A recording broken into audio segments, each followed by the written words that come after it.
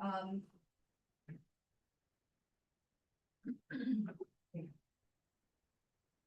I'd like to call the meeting of the Santa Clara Valley. I'd like to call the meeting of the Santa Clara Valley Open Space Authority Board of Directors to order at 6:31. Clerk, please call the roll. Director Kennett. Here. Director Matthews. Here. Director Chapman, not present. Director Sutherland. Here. Director Minghai. Here. Director Dominguez. Here. Director Gill. Yeah. We have a quorum. Thank you very much. An announcement will be made regarding the items to be discussed in closed session. Legal counsel. Good evening, Madam Chair. There's one item in closed session, conference with general counsel concerning Santa Clara Valley Open Space Authority versus Andrade. The details of the agenda item are listed on the agenda. And so I think at this time we adjourn to close. Unless there's any public, is there any public comment? If there are any members of the public who are joining us via Zoom who would like to comment on the closed session items, you may raise your hand now. Okay, the board is now convened to close session at 6:32.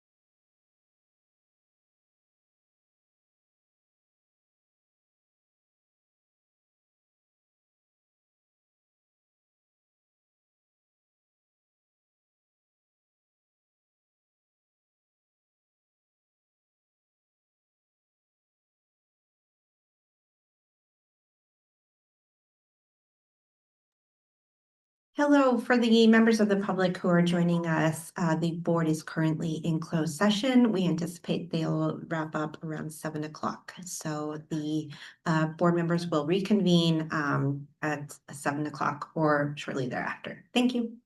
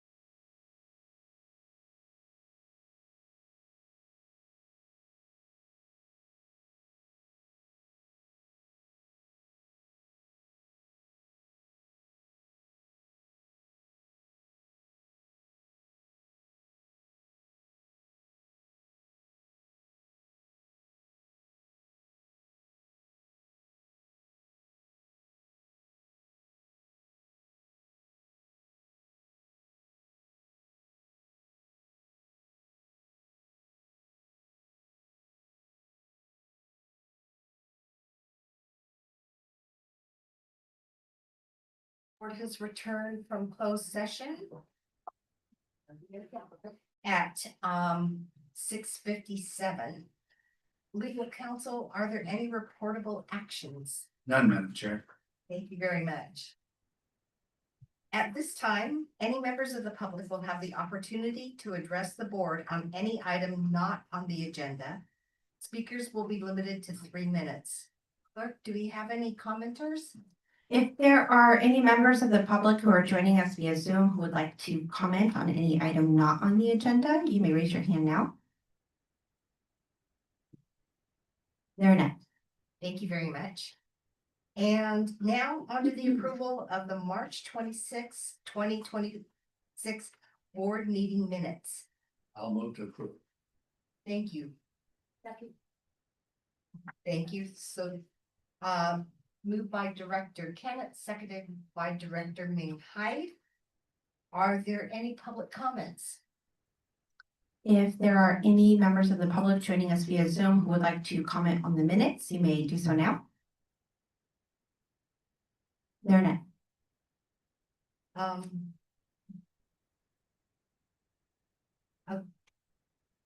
I'm so sorry. Clerk, can you please call the vote? Director Kenneth, Yes. Director Matthews, I believe I have to abstain because I was absent that day. Thank you. Madam Chair. Point of Yes. order. Just for Director Matthews on notification, you can still vote on the minutes even though you weren't here. Really? Yes, but you're welcome to abstain as well. I'll change my vote to aye. thank you. Director Sutherland, Yes. Director Ming Hyde, Yes. Director Dominguez, Yes. Director Gill. Yes. Okay. Oh, I'm sorry. I thought so. I'm sorry, for the record, Director Chapman is here. Let me see if I can do this again. Director Chapman, Yes. thank you. I believe that passes unanimously. Very good.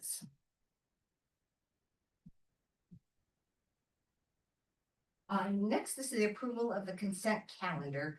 Do any of the board members want to pull any items from consent? Board members? I would like to pull item C3 from the consent calendar.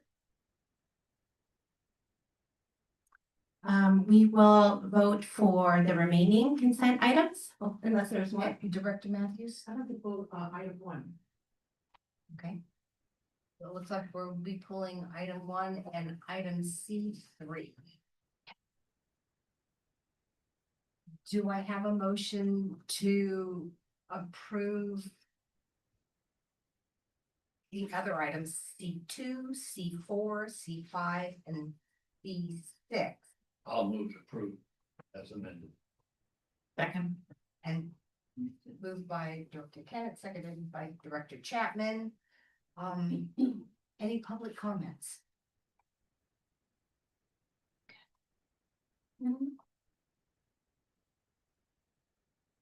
If there are any members of the public who would like to comment on this item, you may raise your hand now. There are none. Or can you please call the vote? Director Kenneth, Yes. Director Matthews, Director Chapman, Yes. Director Sutherland, Yes. Director Ming Hyde, Yes. Director Dominguez, Director Gill. Yes. Thank you. And now I think we'll bring up item C1. And Director Matthews, did you want to make some comments? Yeah, just a quick comment for my own information. And this is regarding the reserve fund. I understand there are 3 reserve funds. An operating fund, an operating reserve, a capital reserve, and a financial reserve. And the financial reserves are defined as being for conservation stewardship. And I just wanted to get a better understanding of what that term means. I understand there's $300,000 in there, which none of which has been spent, but how does that differ from the other reserves? Justina, do you want to answer one? Good evening, directors. I'll try my best. The amount that we had set aside was per LTA, Land Trust Alliance guidelines in terms of setting aside a kind of legal funds for stewardship and conservation matters.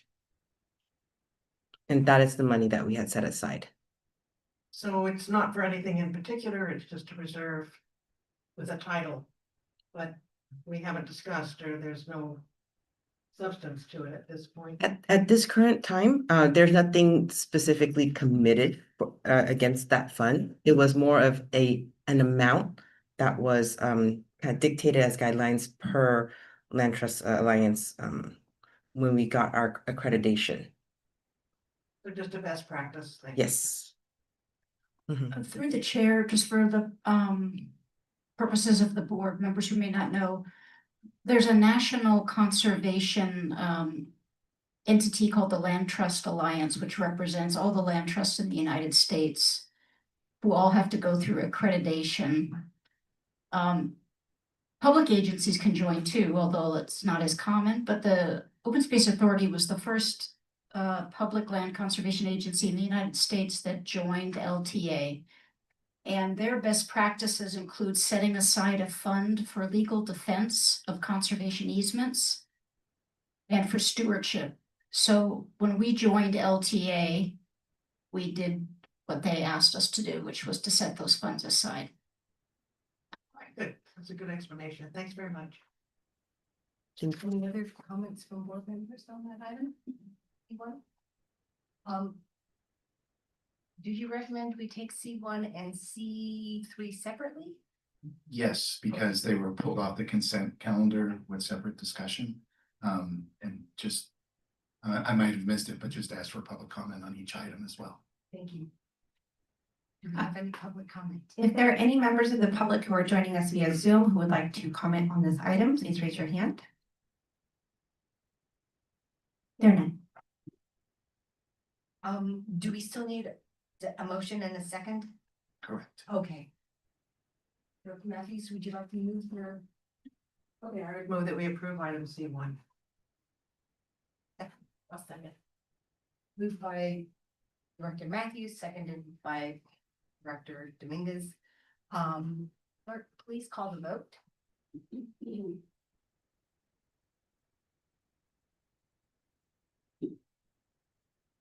Director Kennett, Yes.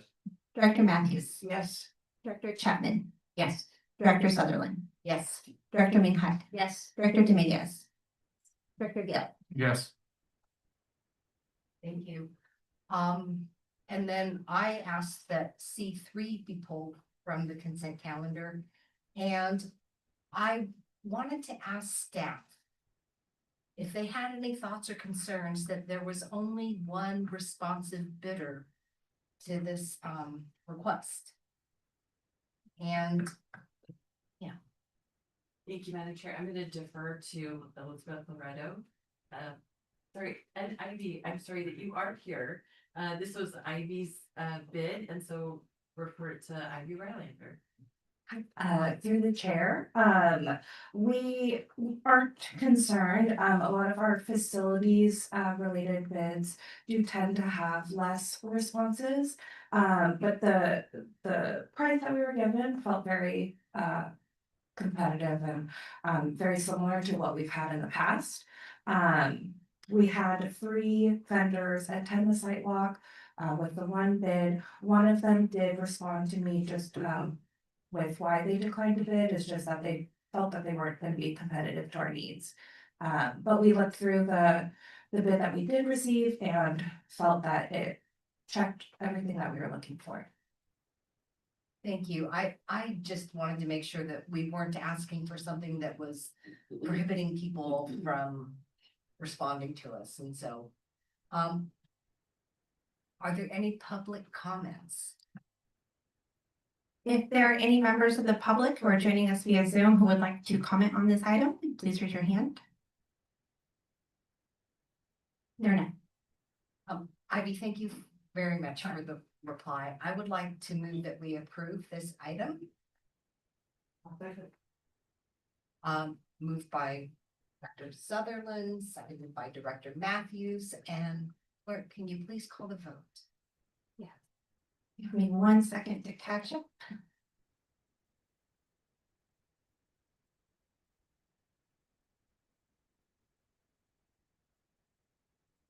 Excuse me, Director Chapman, were you the second? Director Matthews, okay. Yeah.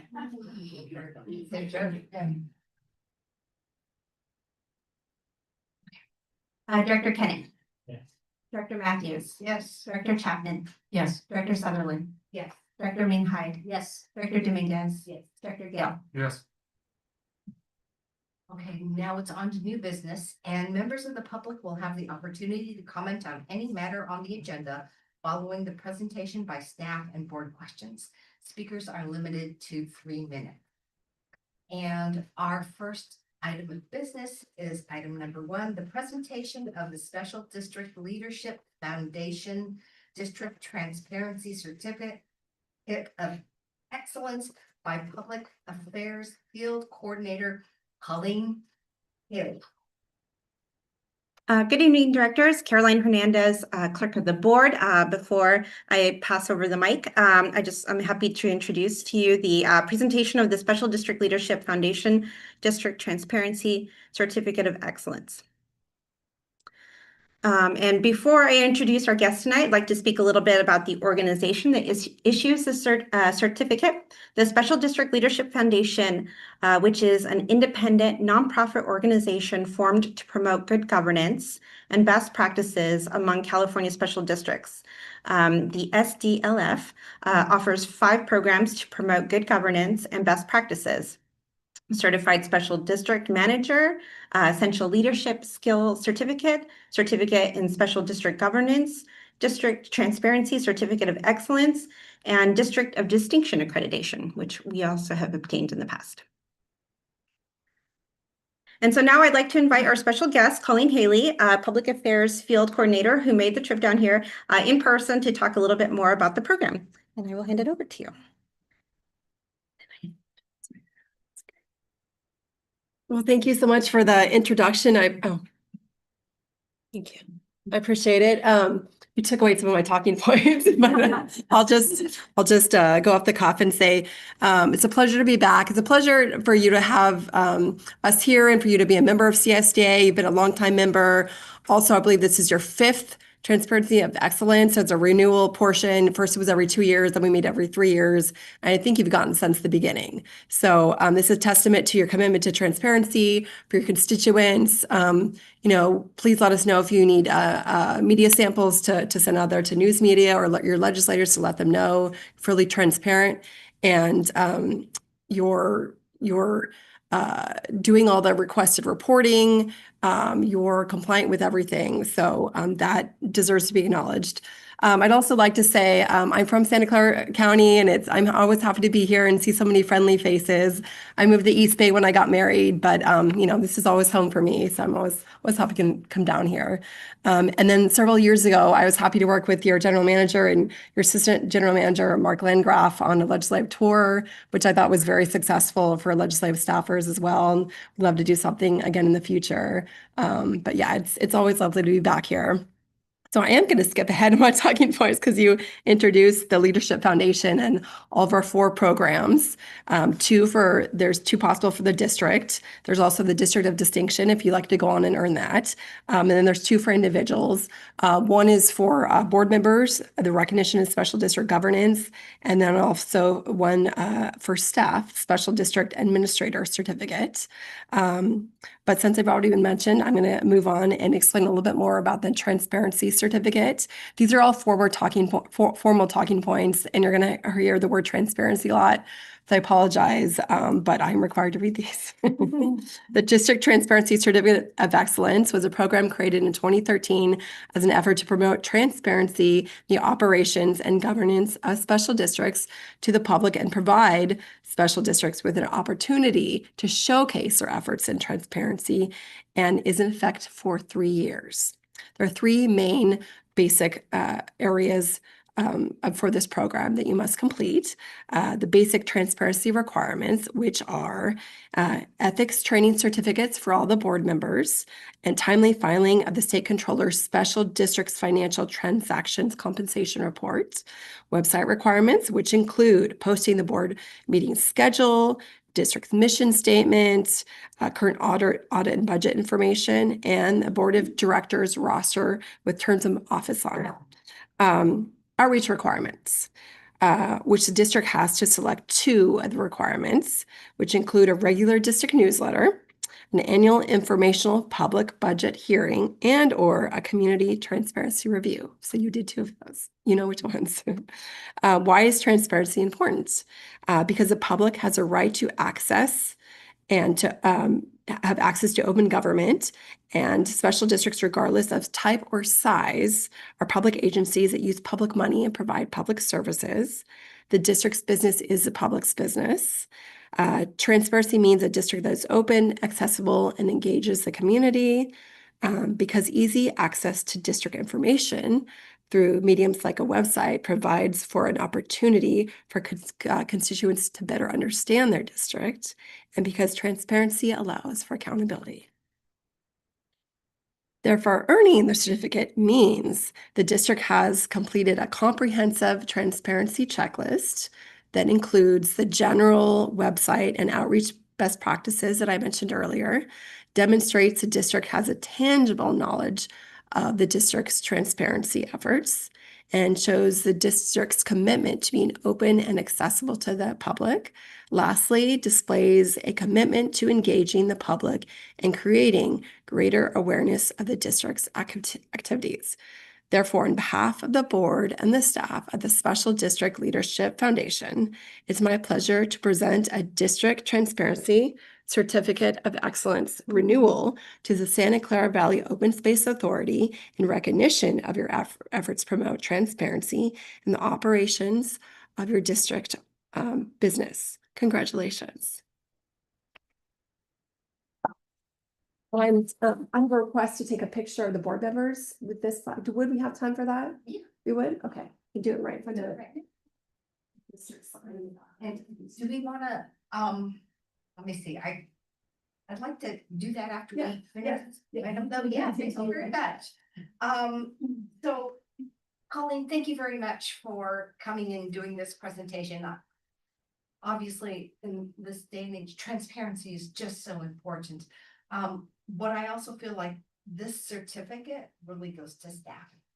It does. They work so hard on it. So thank you all for everything you do to make us be so transparent. It really is a good feeling when you are associated with an organization that's known for being transparent.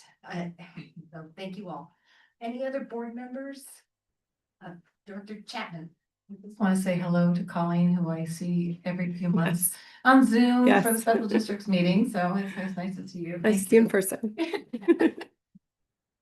And again, share my appreciation to staff, and especially our clerk, who has to manage quite a bit of this, so thank you, Caroline, you deserve the applause. Yeah. Thank you guys for doing your mandatory trainings on time. We love them. Director Matthews, I believe you wanted to. As well, congratulations and thank you. Not only does this organization have a very high level of commitment to the mission, but a very high ethical standard, which means so much in this day. And I hope as grassroots leaders, you all carry that forward upward. So eventually we can get to the higher levels of politics for transparency and ethics. So thanks very much. And thanks for babysitting us and making us take our ethics training. Anyone else? Thank you, and let's take a picture. Oh, no, I'm sorry. We have to go back. Are there any members of the public who would like to comment on this item? If there are any members of the public joining us via Zoom who would like to comment on this item, you may raise your hand. There are none. Okay, and this item is information, there's no action required, so except for the picture, right? We'll go on our website. Sorry. Oh, I'm sorry, I forgot to mention.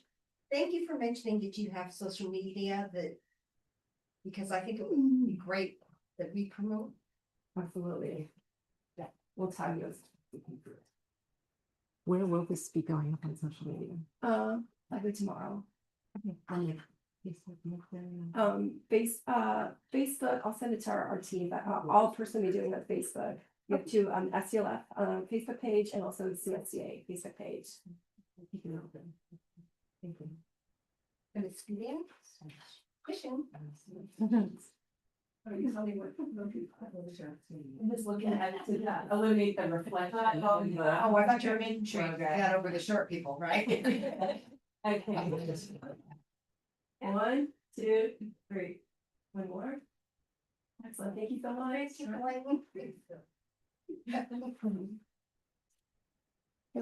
Any formal talking points?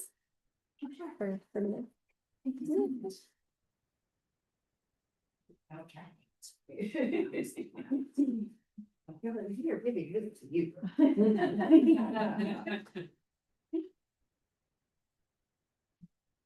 Right. And now on to new business item number 2.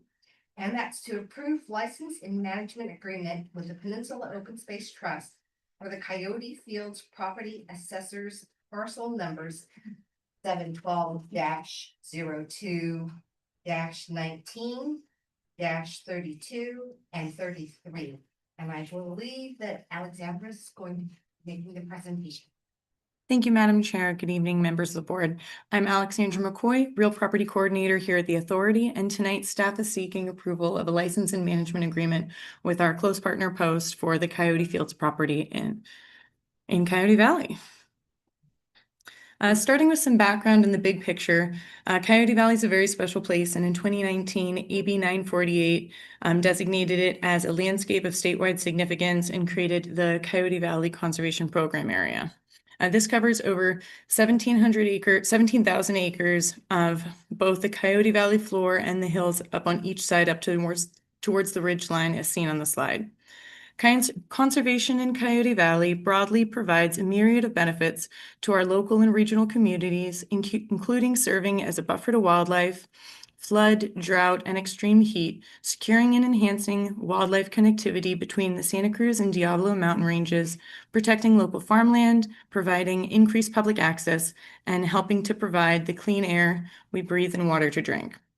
And the Authority entered into a partnership agreement with Post in 2020 that established a framework for collaborative conservation in Coyote Valley through a takeout partnership. And to date, more than $120 million has been investing in conserving lands within the AB 948 Coyote Valley Conservation Program area. At the end of 2025, 1,550 acres of Coyote Valley floor had been permanently protected, and now, just a couple months into 2026, it's now over 1,700 acres. And so it's pretty incredible what can happen in just 7 years. Zooming in a bit, this map shows the Coyote Fields property in relation to the Coyote Valley Conservation Area Master Plan properties, or referred to as CV Camp. This property will be incorporated into that public planning process that's currently underway and that will envision agriculture in Coyote Valley in ways that buffer and support the wildlife corridor planned west of Santa Teresa, in addition to supporting agriculture for its own sake. The Coyote Fields property is a significant agricultural anchor in North Coyote Valley and builds on this investment in agriculture. The long and narrow property spans from Monterey Road to Santa Teresa Boulevard, and I think of it as having a kind of number 1 shape. This was a critical time for preservation of the property, since we were made aware last year of a battery storage project on the 128 property directly to the north of this subject property, in the middle of the area now that is surrounded by publicly protected conservation land. The next agenda item will discuss this project in more detail, so please hold any questions about the battery storage project until then. Now zooming into the property itself, Coyote Fields is about 71 acres and is 100% prime farmland, and over half of it is designated as Class 1 soils by the USDA, and this is the highest agricultural rating.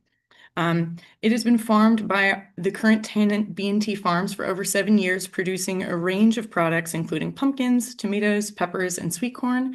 We have a great working relationship with this tenant, and they also lease the Laguna 60 property that operates the Spina Farms pumpkin patch each fall, just down the street on the corner of Laguna and Santa Teresa. Beyond the property's farming value, the site has remarkable ecological features. Approximately 70 oaks that line the perimeter of the property, many of which are over 6 feet in diameter and over 100 years old. And together, we've estimated that they store probably about 700 metric tons of CO2 on the property. And then looking ahead, as I mentioned before, this property will be folded into the CV Camp public planning process to create potential alternative uses for a future building envelope that we'll retain on site. And additionally, our farm program vision will guide how we approach regenerative agricultural practices here in the future with current, willing, or future tenants, including the potential for hedgerow improvements throughout the existing tree line, similar to other successful projects in the Pajaro. But note that those future possibilities are separate from what we're asking for you tonight, which brings me to the details of the agreement itself. Under our partnership agreement framework with Post, they acquire priority properties with the intent to transfer them to us ultimately, and in the interim, we're able to manage those properties. The acquisition of this property advances our shared conservation strategy, and this license and management we're discussing tonight would be the 5th active license and management agreement we have with Post in the area. And similar to some of these other agreements that we have, the authority's management responsibilities would include managing the property consistent with the agreement terms, managing the tenants for agricultural uses, and providing regular upkeep, which includes things like installing gates, fences, patrols, and vegetation management. Lease income from the agricultural tenant will continue to go to Post to offset their ownership expenses, and the authority's estimated cost for routine management activities for the property is about $5,000 per year. As with our other license and management agreements, one-time stewardship costs or unforeseen significant expenditures would be evaluated collaboratively with Post on a case-by-case basis. For these reasons, staff recommends that the board approve the license and management agreement with Peninsula Open Space Trust for the Coyote Fields property. And this concludes my presentation, and I'm happy to answer any questions that you may have. Thank you very much. Questions from board members? Questions or comments? Director Dominguez. Hi, thank you. Just a couple of clarifying questions. The first one is if you could be more specific around the timeline of the transfer. Mhm. And then the second is whether there's been conversation around the current tenant and whether that's going to need another lease agreement with the transfer Mhm. over to OSA. Yeah, absolutely. So currently Post does own the property, and we're working to try to figure out a timeline where we can get enough funding. Typically it's on grant funding timeline. So we hope that it'll be within maybe 18 to 24 months that we could acquire the property from Post. And then currently B&T Farms entered into a new Post lease with Post when they acquired the property. So that lease with B&T Farms will be good for 2 years. So we hope that we'll be able to acquire the property, and then we'll be the next lessor on the property to the existing tenant. Mhm. Any other questions? Thank you. Thank you. very Thank you. much. It's a great presentation. Exciting. Another piece of the puzzle. Are there any members of the public who would like to comment on this item? If there are any members of the public who are joining us via Zoom who would like to comment on this item, please raise your hand. There are none. Do I have a motion to approve? I'd like to approve this since it's a key piece of our puzzle, ongoing puzzle. One of these days we'll get it all filled in. Yeah. Thank you, Director Ken. And the second? A second. Director Chapman. Thank you. And clerk, can you please call the vote? Director Kenneth, Yes. Director Matthews, Yes. Director Chapman, Yes. Director Sutherland, Yes. Director Minhide, Yes. Director Dominguez, Yes. Director Gill. Yes. Thank you. That passes unanimously. On to new business number 3, which we are all holding our questions for. It's receive a presentation on the potential energy project proposal in Coyote Valley. Yeah, thank you. Thank you, Madam Chair. Mark Landgraf, Assistant General Manager. With your permission, I'd like to present from my chair here so that the General Manager and I can tag team. Okay. On the presentation. Thank you for queuing up the presentation, Ivy. So the item before you is a proposal for battery storage project in Coyote Valley. And our aim tonight is to provide some background on that and also to seek your board's guidance on the actions to be taken moving forward. I'll give a summary towards the end of what actions we've already taken so that that provides a little bit of framing for it. The next slide, please. So this map is one that you've seen before, but now especially with the addition of Coyote Fields that Alex just presented on. As she mentioned, the area immediately to the north of the newly protected Coyote Fields property is shown here in red. So apologies for reorienting each of the maps that you're seeing, but this one has north roughly to the left on this map. But that 126 acre site that's shown in red is the area where a 350 megawatt battery storage proposal is being, well, proposed for siting. And as you can see, and Alex had mentioned, it's now pretty much surrounded by conserved lands. A little bit more about the exact land in the on the following slides on the qualities of that land. But what I wanted to start out by mentioning here for reference is that as stated in your report in 2022, AES, which is the firm that's proposing this battery storage project, came to the city with a proposal for a project like this. And the city pretty much replied that it was inconsistent with the agricultural general plan, its designation.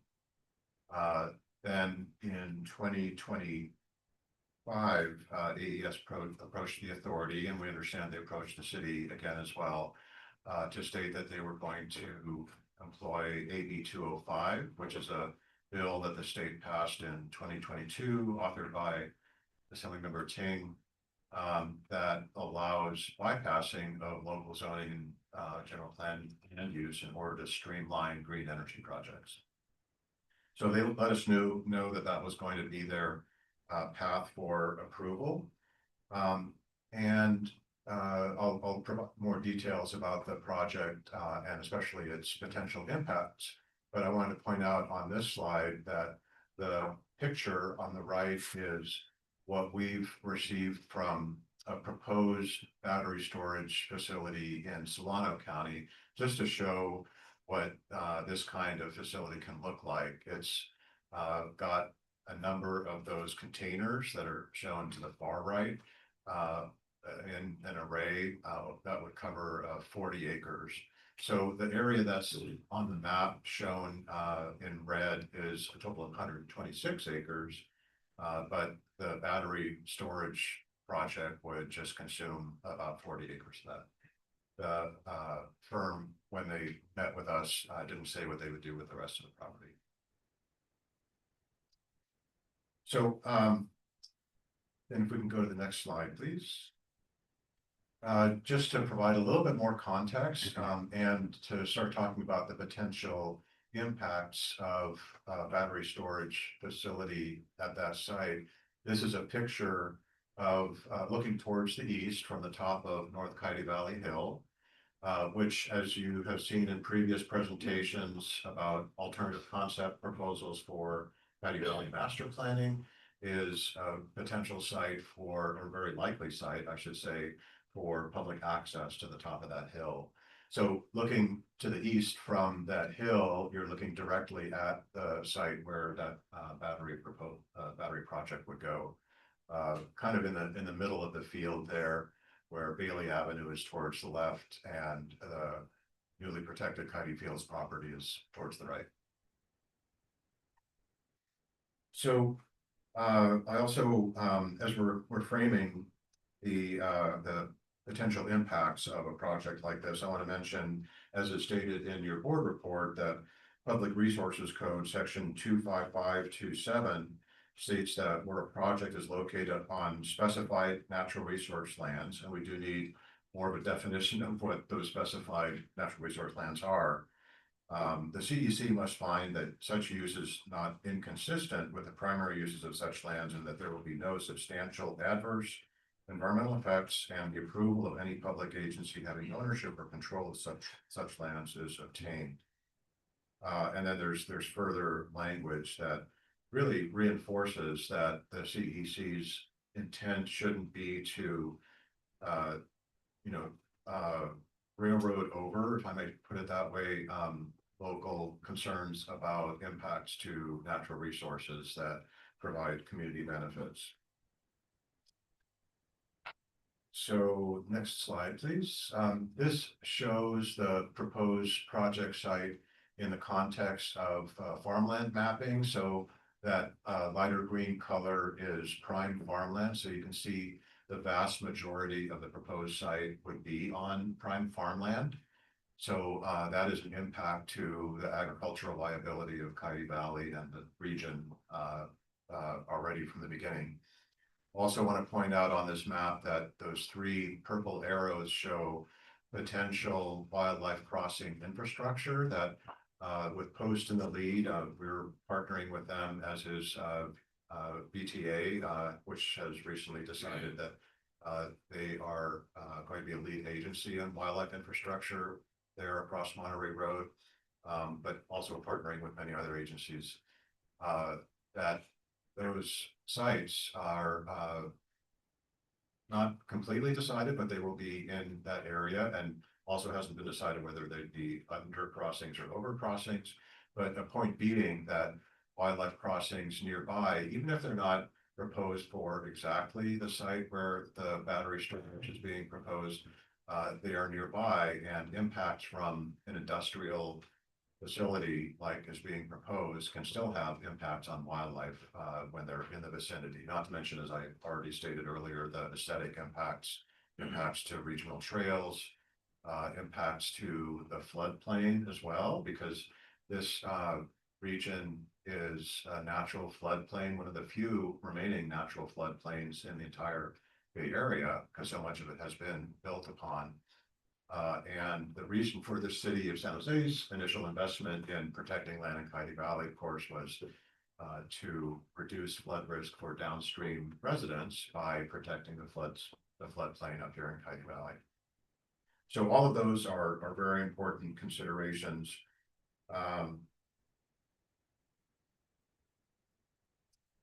Next slide, please.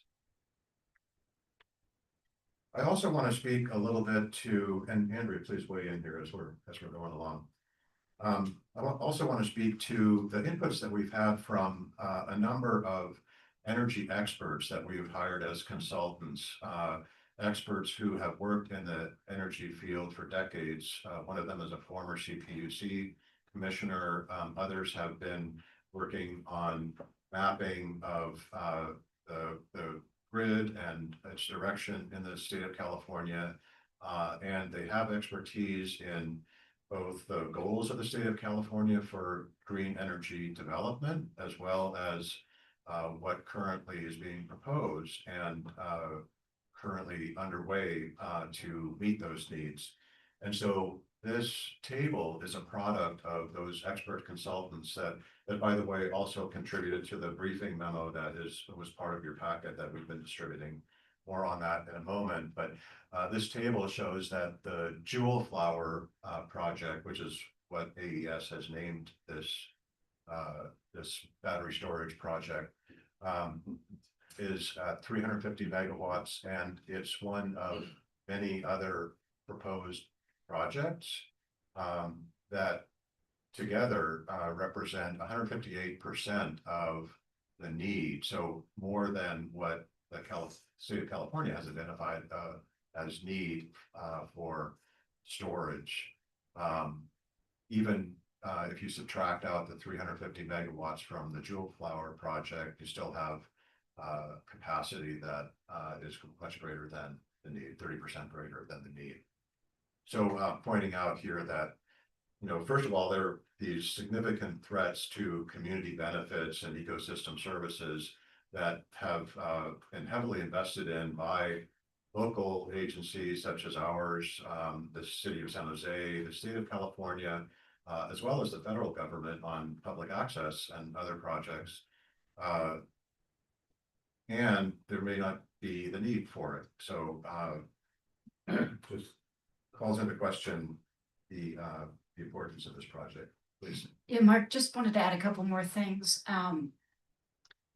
There are multiple state agencies, and in this case, a nonprofit organization, the California Independent Systems Operator, who determine what type and amount of energy is needed in the state to meet future demands. And they revise these forecasts each year. Those are the forecasts that our energy experts looked over. And the need for battery storage is not only tied to future energy need, but it's also tied to the retirement of natural gas plants.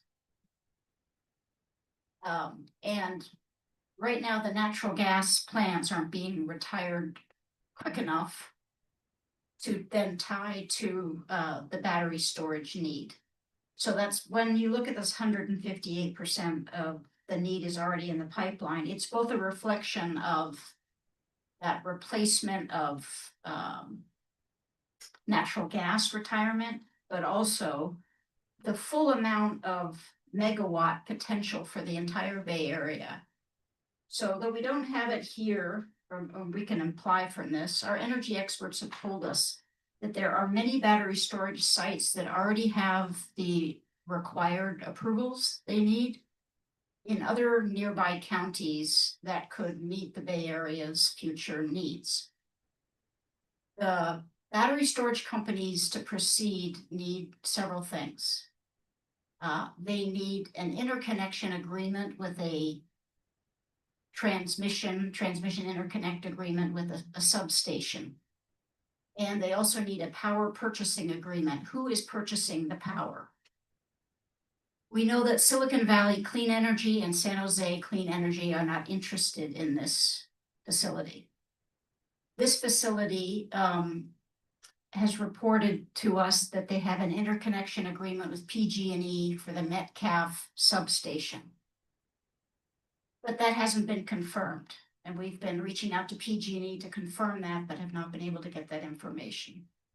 It's possible that they could have a different interconnect agreement with another substation, which is at the VTA end of the line for the light rail there at Santa Teresa, Brunel.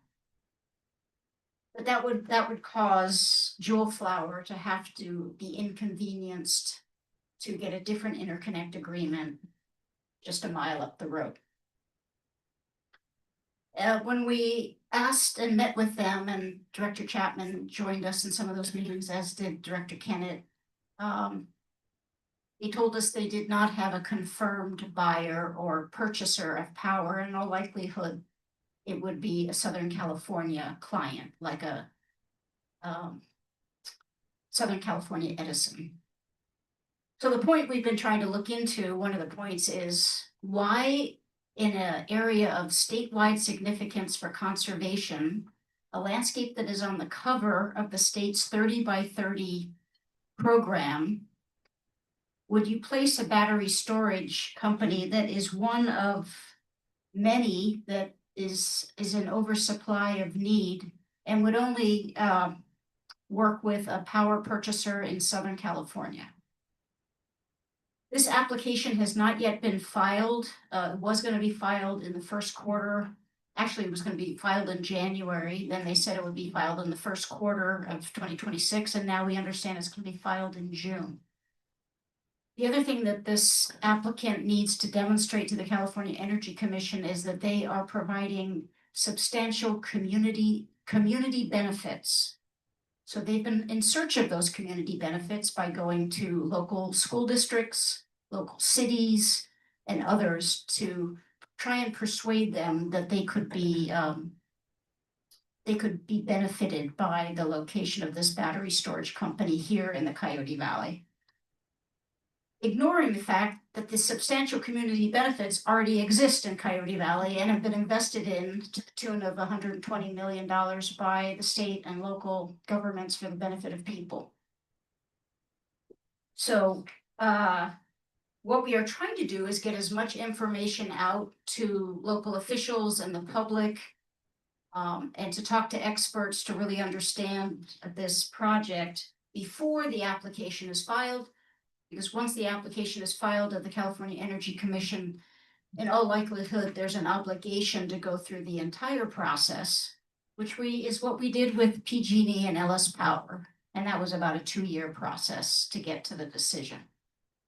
So Mark, I'll turn it back to you. Yeah, thanks. So just to summarize what Andrew's just saying, the potential greatly exists here for local impacts without the local benefits. You know, if the power is being sold to another part of the state, and yet there's a lot of negative impact here from that proposal. So next slide, please. Let me take a step back first. In time, about 3 years ago, because we were hearing there may be proposals for battery storage or other energy projects in Coyote Valley, we invited staff and one of the commissioners from the California Energy Commission to take a tour of Coyote Valley. So several folks from the CEC came down. We had guests that included other experts in the field, and also representatives from San Jose Council District 4 who were supportive of our work in Coyote Valley.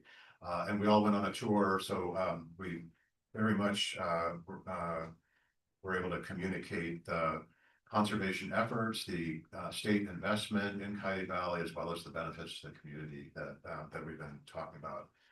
So fast forward to this current proposal by AES.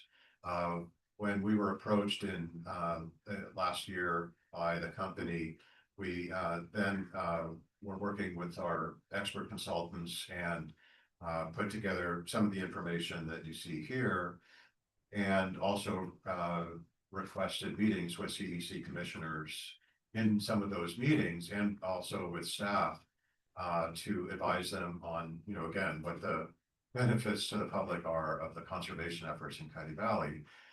We were requested to consider, well, if you don't want it in Coyote Valley, where would you propose that the battery storage would go if there is indeed a need? So again, with some of those consultants, we've identified these sites, which are around the Santa Teresa light rail station that Andrea referred to earlier. So they're smaller sites, but to our knowledge, there's no technical reason why they couldn't be split up. And, you know, in the spirit of collaboration and working in partnership, like the PG&E and LS Power success that was recently announced, we wanted to do our due diligence and see what other sites were available. So there were these, and then some other ones throughout San Jose that would potentially connect to other substations that were identified in that process. One other thing I want to point out here is the Hummingbird project that was also originally proposed in Coyote Valley, but with pushback on a number of fronts and reevaluation, they decided to place it at the location that's shown here in blue, which is right behind us here.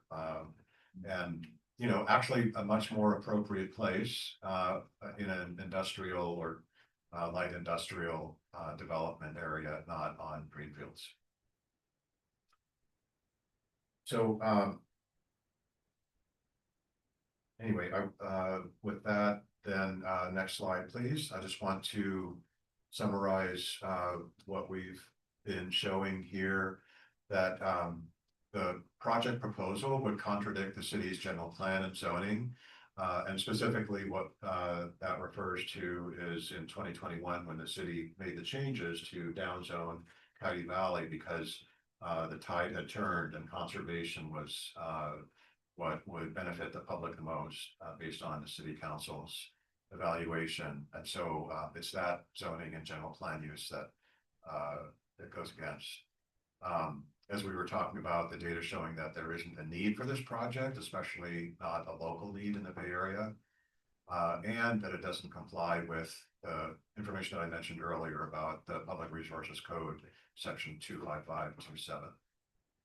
A little bit more information about what other actions we've been taking. So next slide, please. So to date, we have been providing the briefing memo that you see here, as well as personal discussions with local and state elected leaders. I believe we've gotten to all 10 of the San Jose City Council members, as well as the mayor's office, to provide information about this threat in Coyote Valley. We have provided information to all of our state delegation, both the Assembly and the Senate, whether they cover Coyote Valley or not. But especially want to point out that Senator Cortese and Assemblymember Pellerin, whose districts cover Coyote Valley, that they have submitted letters to the CEC already in opposition to this project. We've had discussions with the California Energy Commission commissioners and staff. We've also, as I just mentioned, distributed the briefing memo to all of the above. Have worked on identifying these potential alternative sites, and we have also responded in a number of cases to inquiries from members of the public. You may be aware that there's a petition that's been circulated by some of the parents at the Morgan Hill Charter School in Coyote Valley in opposition to this project, and we are not in the position of organizing grassroots efforts. So that is not an effort that we're instigating, but we are here to provide public information should that be requested, and that's what we do. So we have been responding to many of those inquiries over time. So with that, Andrea, do you have other? I don't have that slide in there. I think that about covers staff's briefing for the board members, and we would love to hear your questions and on any further direction you have for staff. Again, we are anticipating that this application will be formally filed sometime in June. One additional thing I would like to mention is there can be some confusion among elected officials that if a state agency has the lead and can approve a project like this, that there's nothing that local government can do about that, and that is not entirely true. So the California Energy Commission, under this AB 205, would be the one that would decide whether or not to advance this project forward. However, they would be required to have consultation with the city of San Jose and other affected agencies. So that could be the Open Space Authority, Valley Water, Board of Supervisors, etc. There will also likely be required some required review with the city's fire department, because of the potential for fires with batteries. So those are some of the things that a city can do. There are a couple of other battery storage projects in the state of California going through this CEC process. And in some of those cases, city councils and boards of supervisors have either filed resolutions of opposition, they've written letters, or they've even filed lawsuits against those. And most recently in the city of San Diego, this same battery storage company withdrew its application after public outcry of the location of this battery storage in proximity to residential neighborhoods. So I think that's the kind of education I think that's really important with local elected officials. And I think the other distinction that's really important is it's very easy to make clean energy be a black and white issue. If you want to get off fossil fuels, then we should have more electricity, more battery storage everywhere, anywhere, as much as we can get, no matter what the impacts. And I think that that's kind of an extreme view. And even as of today, this afternoon, there was a presentation by the California Natural Resources Agency, a webinar, where the chair of the California Energy Commission was talking about the importance of battery storage, and the largest battery storage plant, if you will, in California called Darden is moving forward. But they allowed it to go forward on agricultural land because this agricultural land was highly saline and no longer viable for agriculture. And he made that caveat.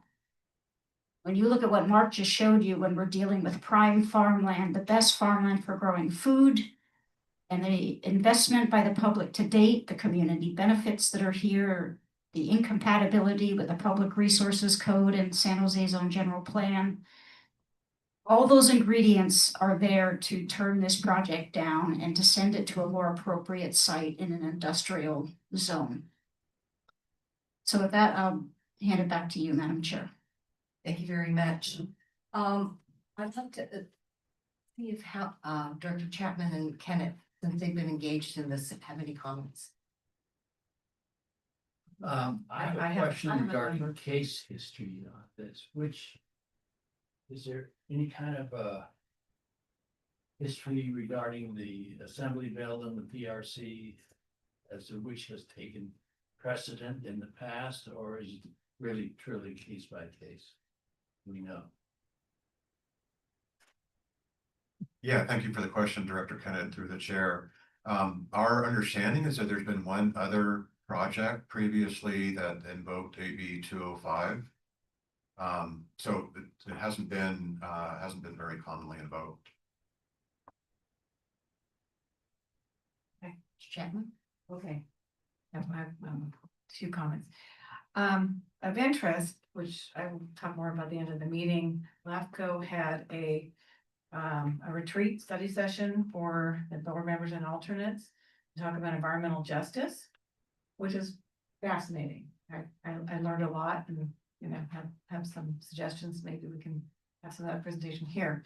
But part of that discussion, we had someone from ABAG come in and talk about areas of significance and what LAFCO stood for, and it's very clear in LAFCO's mission, prime agricultural land is to be saved. So the conversation came up later on in the meeting about battery storage and data centers.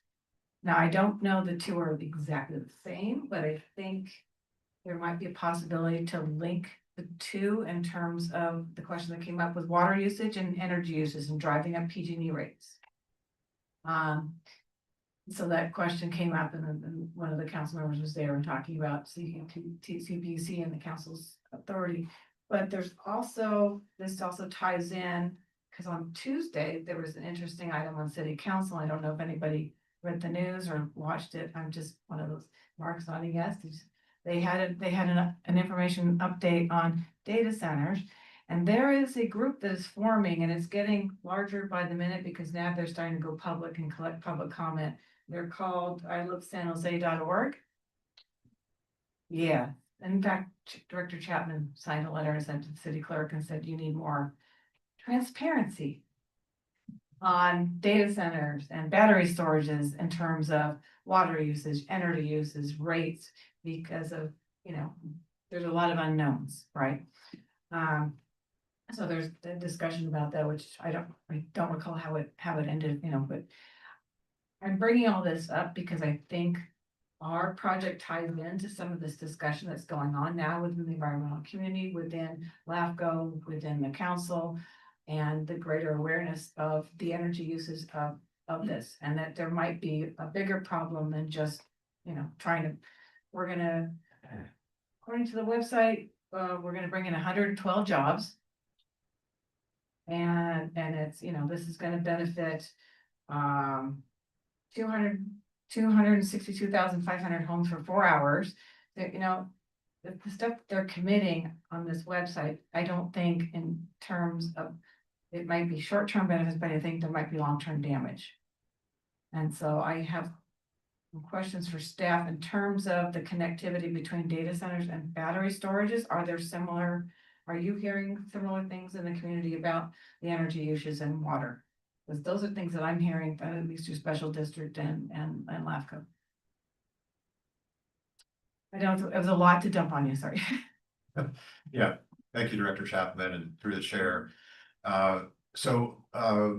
We don't have the technical understanding that would say what connection there is to growing use of data centers and the need for the battery storage, but I would have to imagine that just greater energy demands in general would increase the need for battery storage, because what battery storage is primarily intended for is when other alternative energy sources like wind and solar are very active during the day, but not as much at nighttime or even in the evening. But that's when a lot of at least residential energy use is very high, that the battery storage kicks in to supply that power to the grid, right? Just at a very basic level. But how much the data centers affect that, don't know, but good question to ask our consultants. One thing I can say is that there have been a lot of Earth Day events recently that the Open Space Authority has participated in, and I know Charlotte's going to give some more information on that later. But one thing I was personally hearing a lot of from folks who love the work that the Open Space Authority is doing is, what are you doing about data centers? So it is, as you're saying, very much on people's minds. Yeah, the other thing I'm going back and looking at my notes from Monday, is that when the question was asked, the LAFCO staff said there is research underway and Stanford has folks working on it, so I don't know if there's any studies that are published or if it's in process. But again, this seems to be top of mind, and this has come up at Valley Water conversations as well, because I think there's some concern about the environmental effects of all this math growth. And then, this is all the AI proliferation, and we need all this, not necessarily just to save ourselves, where we have backup energy ourselves in case there's a disaster. But I think it's also probably to increase the AI usage, which again has some concerns about the energy and the cost. Through the chair, Director Chapman, yeah, we're hearing more and more kind of connectivity between these issues, because they are just 1 degree of separation. Because as Mark said, it's about storing excess energy for use later. What we understand now, California has been so efficient at moving off of fossil fuels. There is excess storage capacity now in California. So when you think about needing these kinds of large battery storage facilities, the state already has that storage capacity covered for the foreseeable future. I was talking to some colleagues over at the county, and county executive's office they might have been at Stanford, Director Chapman. They went to a recent briefing on data centers. The county is paying more attention to this.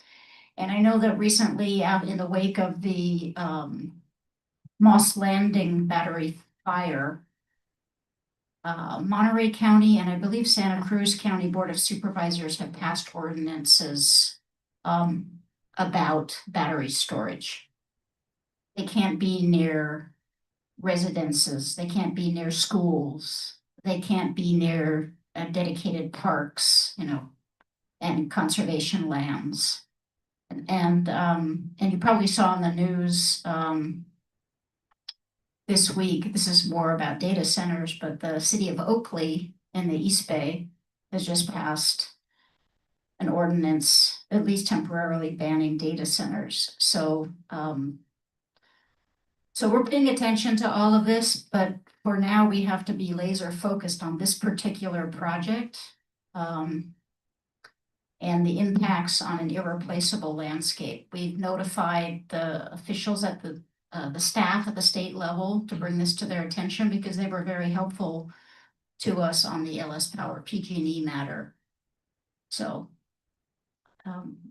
Anyway, we'd welcome any other advice the board or direction the board wants to give us. The other thing on the website was that they will dedicate the land back to agricultural use at the end of the term of this battery storage. I'm like, really? Okay, that's the benefit. It's a very fascinating website. You should go. And the recommendation, you are asking the board to provide guidance on the Santa Clara Valley Open Space Authority's actions in response to this proposed project in Coyote Valley. So, Director Matthews, did you have something? Okay. Well, I'm glad you're on this, and I right off the bat encourage you to keep working with other groups in the area to fight this together, but so many questions are, I don't even have the vocabulary for this topic. But I do sense there's a serious irony here, right? Now we're dealing with that, and in order to get off of fossil fuels, now we have to deal with this. So there is an irony. And my questions are, we do not own this property, is that correct? It's within the Coyote Valley, but we do not own the property. That's right. It's private property. It is within the AB 948 Coyote Valley Conservation Program area, but within that area, there are many lands that are owned privately. And I understand this applicant is utilizing a statewide bill that was enacted to allow it to bypass local permitting processes in the interests of clean energy. Is that right? Okay. But what's to prevent this kind of project from happening on property that we do own? Are we protected against that? My first question. Yeah, absolutely. Our council wants to comment on that. We control that land, and so unless there's some eminent domain proceeding that would condemn our land for such purposes, and a private company couldn't do that, it would have to be a government entity. So that does it. this is like a consenting adults thing. I mean, whoever owns the property That's correct. is dealing with the proposal for a sale or a lease of the land. That's correct. This is their right to do, I guess, and under this legislation, they can bypass local permitting. That's right. The next thoughts are just running through our mind is, where does this energy originate? I guess it's from clean energy. Mark, you said it's from wind and electrical. So, Director Matthews, at a high level, the battery storage in the system is meant to supply power after those other alternative energy sources wane during the day. But that's not to say that the electrons that go into that battery come from that specific source, right? The battery storage facility would get its energy from the grid. And so the Cal ISO that Andrea had mentioned earlier manages, where power goes throughout the state at any given time of the day. Then the other questions that are just swirling around my mind is, how would this thing be constructed? The transportation of the facility of the batteries would have an impact of just the construction of all this. And then what happens to the batteries when they're no longer needed or have to be replaced? How are batteries disposed of? How are they transported through the Coyote Valley or through neighborhoods? I mean, all of these things are going to have a negative impact on the area. And then what happens to the property when they're done with it? Did they damage the soil underneath or did they not? Or, how can they say? So I just have a lot of questions. I'm glad you're bringing it up to us. I'm glad you're fighting it and working with other entities, and let us know what we can do. Chair, Director Matthews, you're bringing up some really interesting environmental questions. If and when an application is filed, the California Energy Commission will have to do an environmental document, which we will write a letter on and we will comment on. From what we understand, it's a faster process than what the LS Power project went through with the California Public Utilities Commission. So it could be very fast in us having to comment. But when directors Kennett and Chapman and I met with AES Battery Storage some months back, they showed us or talked to us briefly about what their project would entail. So they will basically be putting down an impermeable path. Or not path, pad, thank you, pad, concrete pad, upon which they will site hundreds of shipping containers on top of that, which will have individual batteries inside those shipping containers. And supposedly what we're told is that these batteries are nothing like the Moss Landing batteries that caught on fire down in the Elkhorn Slough. That these are next era batteries, and by putting them in separate shipping containers, they're safer. Or as one of our consultants said, they're safer until they're not. And so getting an answer to that kind of question is a difficult one.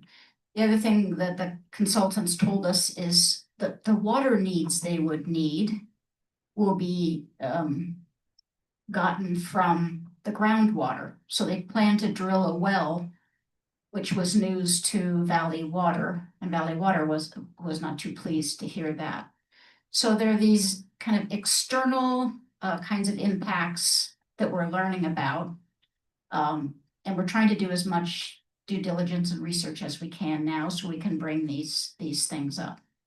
The other thing that was unclear to us is many of these battery storage facilities, they don't have to be one story sprawled out again, across a landscape. The Hummingbird project that Mark mentioned is actually built in an abandoned warehouse right behind us. But AES's position is their plan, which is they're not going to change it, is one story, one level of shipping containers across 40 acres. They don't want to go up. And they basically shared with us the reason why they chose the site is one, they have a willing seller, and two, the land costs are lower. So the public will now eat the externalities and the 120 million the public has spent on that property that could be, or those properties surrounded that could be damaged by these projects. So you get a cheaper battery storage facility by building on prime farmland, but what about all the benefits that our staff is working so hard to achieve on the greater Coyote Valley? So there's an imbalance there. And that's where this question of community benefits comes in. There are already community benefits there the public has paid for. And it's now our turn to open those up and make them available to the public. So why should the public bear the burden? It's like the water question, Director Chapman. As electricity goes up and water prices go up, the public will have to tax itself to pay for those. So these are all very important questions that need to be asked in the coming weeks and months. Go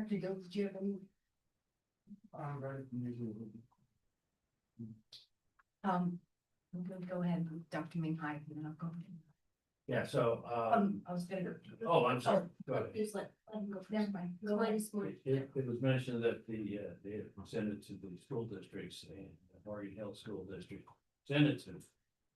I don't know if you heard their presentation there, but the chairman called me and said, should we be asking some questions? And basically, this one question I suggested is what's in it for us? And their answer was, well, it's gonna lower your PG&E rates. Okay, and how will anyway, it was. It doesn't sound like it was gonna go to Con Ed in LA. Yeah. Anyway, there you have it. Thank you. Dr. Minghai, Director Minghai. Sorry. And this may be a question for council, but if today we're going to sort of accept the report and becomes part of the public record, what would be an appropriate or so that we don't run afoul of the rules of sharing this information with the community? What would be a couple of examples about how we could share this. 'Cause certainly if someone asks me, I can say, well, you know, there's this report. You can access it at the Open Space Authority website, but is there a way to help educate? Because one of our roles is to educate people about things that impact the environment, not just educate them about what we do proactively. Great question. You know, of course, everything that was said here today is fair game. But also when you're, again, the number is 3, right? You don't go beyond 3 directors in terms of a conversation. So in terms of talking to the public, you can tell the public as a director and as a private citizen, you can tell members of the public anything you would like. And so there's no limitation there. I just want to be clear about that. It's just when you have more than 3 directors in a conversation or as part of the serial conversation is when it becomes a problem. Outside of a meeting, of course, in a meeting, everything is fair game as well. And posting a link to this particular staff report as a private citizen in groups and settings that are community-based is perfectly fine. Yes, Thank you. you bet. Dominguez?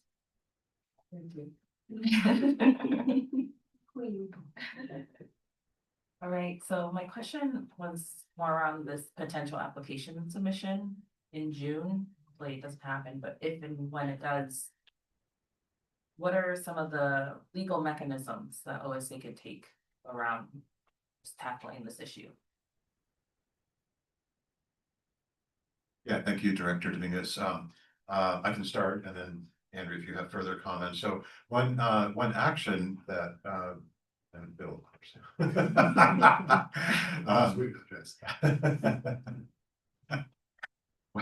One action that we've already taken that I did mention earlier is that in January, we submitted a letter to the CEC formally requesting participation in the pre-filing consultation. And so that's through that, we've been having these meetings with commissioners and will be part of the process and will be notified when there are different steps taken at the CEC. So that's one step that we've taken so far. But post-June, if it had, what does that look like? It's a great question. So what will happen is they'll prepare any environmental document for review, and it's fast track, as I think Mark alluded to earlier. I can't remember what the number of days is, 205 days or 245 days. It's really fast. There are obviously, you know, this project in my mind would require an environmental impact report. And so there'll be a public comment period in which the OSA and others can submit written comments on the environmental document. And then it's going to be up to the CEC whether to approve that environmental impact report at that time. But it's a fast track project. I guess I bring it up because I'm curious as to whether or not there's any board approval that needs to happen in that time span, and should we be proactive in our efforts to catch it early or approve something early rather than waiting in June for the board meeting to happen, have that conversation then? Right. One of the things you can do either tonight or at a future meeting is direct staff to monitor the environmental impact report, direct staff to or council to review it, provide feedback and submit comments. Of course, if the agency ever decided to litigate over this issue, the board would have to approve that. That would have to come to the board. But your direction can be as narrow or as broad as you'd like it to be in terms of either tonight or again at another meeting if you'd like to continue this item and have staff bring it back for some recommendations on how you'd like to proceed. But that's you have a lot of latitude here. My other question in regards to all the conversations you've been having with other agencies, has there been a conversation around a joint response with the county or the city?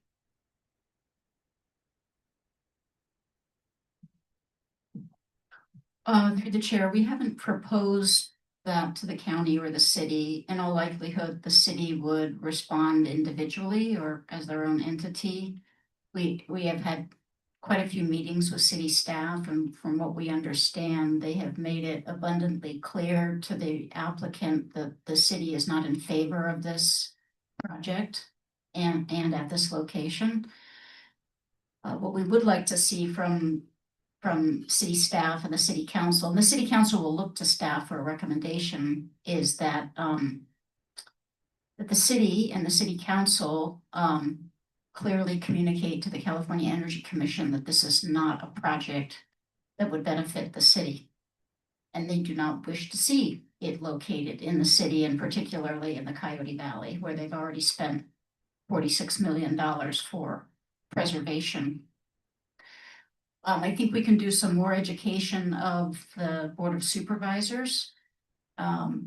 Even though this location is in incorporated city of San Jose, the impacts are far-reaching. And if the benefits are supposed to be far-reaching as well, then I would think that the Board of Supervisors would want to weigh in on this too. So, the other thing, and maybe this is a question for council, but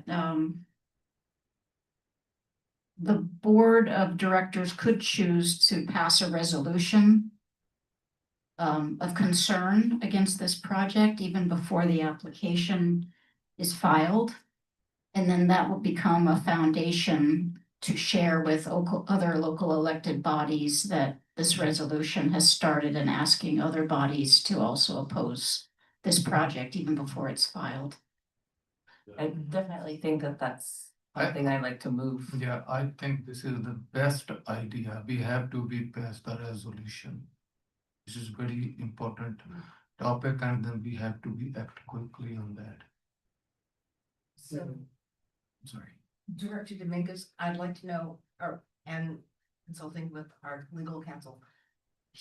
Would you like to make a motion?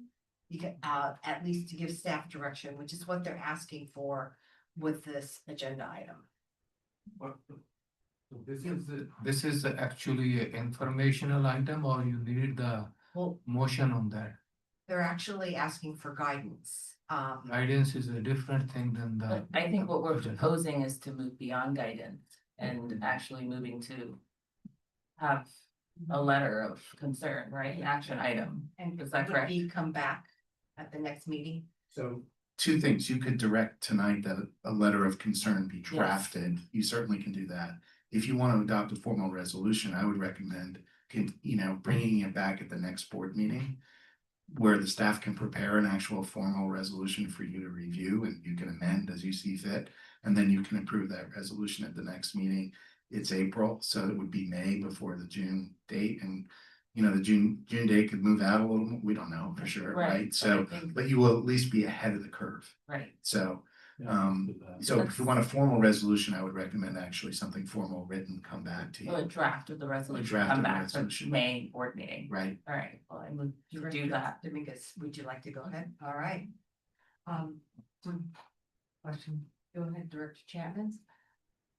So in addition to the guidance and the resolution, so if the resolution is drafted and anticipating adopted, would a public statement come out from our public relations so that there would be a public facing statement from the board that could then be shared? So the public is very well aware. What I'm trying to get at is being transparent about how the board feels about this so that the public is feeling heard. If enough public opposition is starting to mount on this, I think it behooves us to share with the public that we're in lockstep with them, that we have those same similar concerns. And this would be tying into, they're requesting, we're answering, right? Yeah, Director Chapman, through the chair, if that's what the board wishes, as a resolution is passed, we can definitely set that up. And I think that would have the impacts that you're describing. Go for it. And Director Dominguez, I don't know if this is a friendly amendment, but a comment. I know that the county used to, and I'm drawing a blank on the type of resolutions they used to pass, that would be templates for other organizations to use. So thinking about something that comes from our organization over property that's within our jurisdiction and absolutely in our wheelhouse, hoping that it can be worded as such that the Board of Supervisors can look at it and be able to grab items out of, that it is, yes, yes, it makes it easy. Right, and Madam Chair, that was partly the intent with the publication of the briefing memo in the packet, but you're exactly right, that if there's a resolution, very simple, whereas clauses can be used to be extracted for other uses. Yes. I would like to add that onto your motion, that's okay. Yes. Someone has it written somewhere. Any other comments? Do we need to open to public comment because of the Yeah, motion? I'm sorry if I missed it. Was there a second? Not. I'll second. Sorry. I'll second. Director Chapman, second, sorry, thank you. A second, third, and fourth, yeah. Are there any public comments? Yes, Garnetta Annable has her hand raised. Garnetta, you may speak and you have 3 minutes. I would just like to say I support a resolution on this by the board to oppose it and to make that public and present it to other organizations. And I have a couple of questions for council. Is that if it's necessary to hold a special meeting in order to get this done as fast as possible, can that happen with the board appearing on Zoom only? Or do they have to have a public open live for public comment as well as Zoom comment? And I apologize, my hearing's not great. And has the water district weighed on this? That's kind of where my comments are.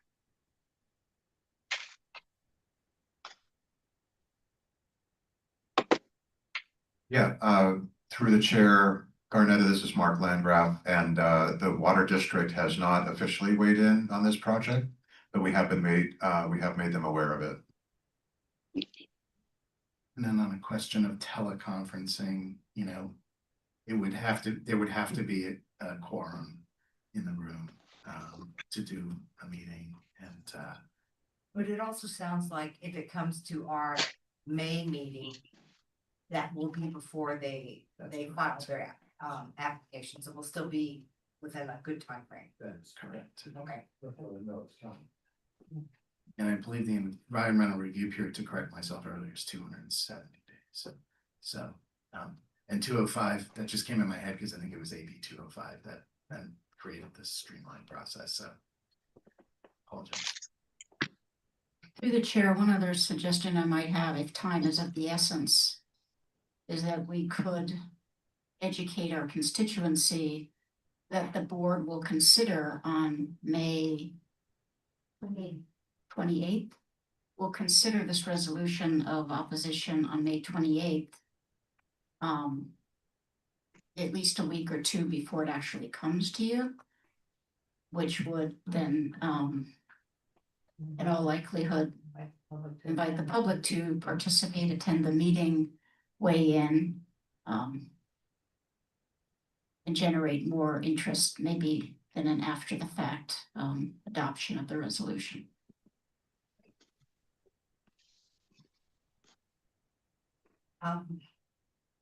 So we have a motion. May I read it back to you? I was just gonna. The motion on the floor is to direct staff to bring a draft of the resolution of concern that can be used as a template for other organizations back to the directors at the May 28th, 2026 Board of Directors meeting. Thank you. That sounds perfect. All right. So we had, it's been moved in second, is that correct? And we got public comments. Clerk, can you call the vote? Director Kennett, Yes. Director Matthews, Yes. Director Chapman, Yes. Director Sutherland, Yes. Director Minhide, Yes. Director Dominguez, Yes. Director Gill. Yes. That passes unanimously. Thank you all. Thank you, staff, for bringing this to us in a timely manner when we can really be proactive.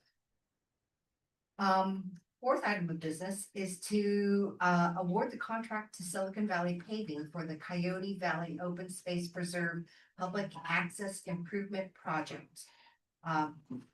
Yeah. presentation by Tina Yang. Thank you.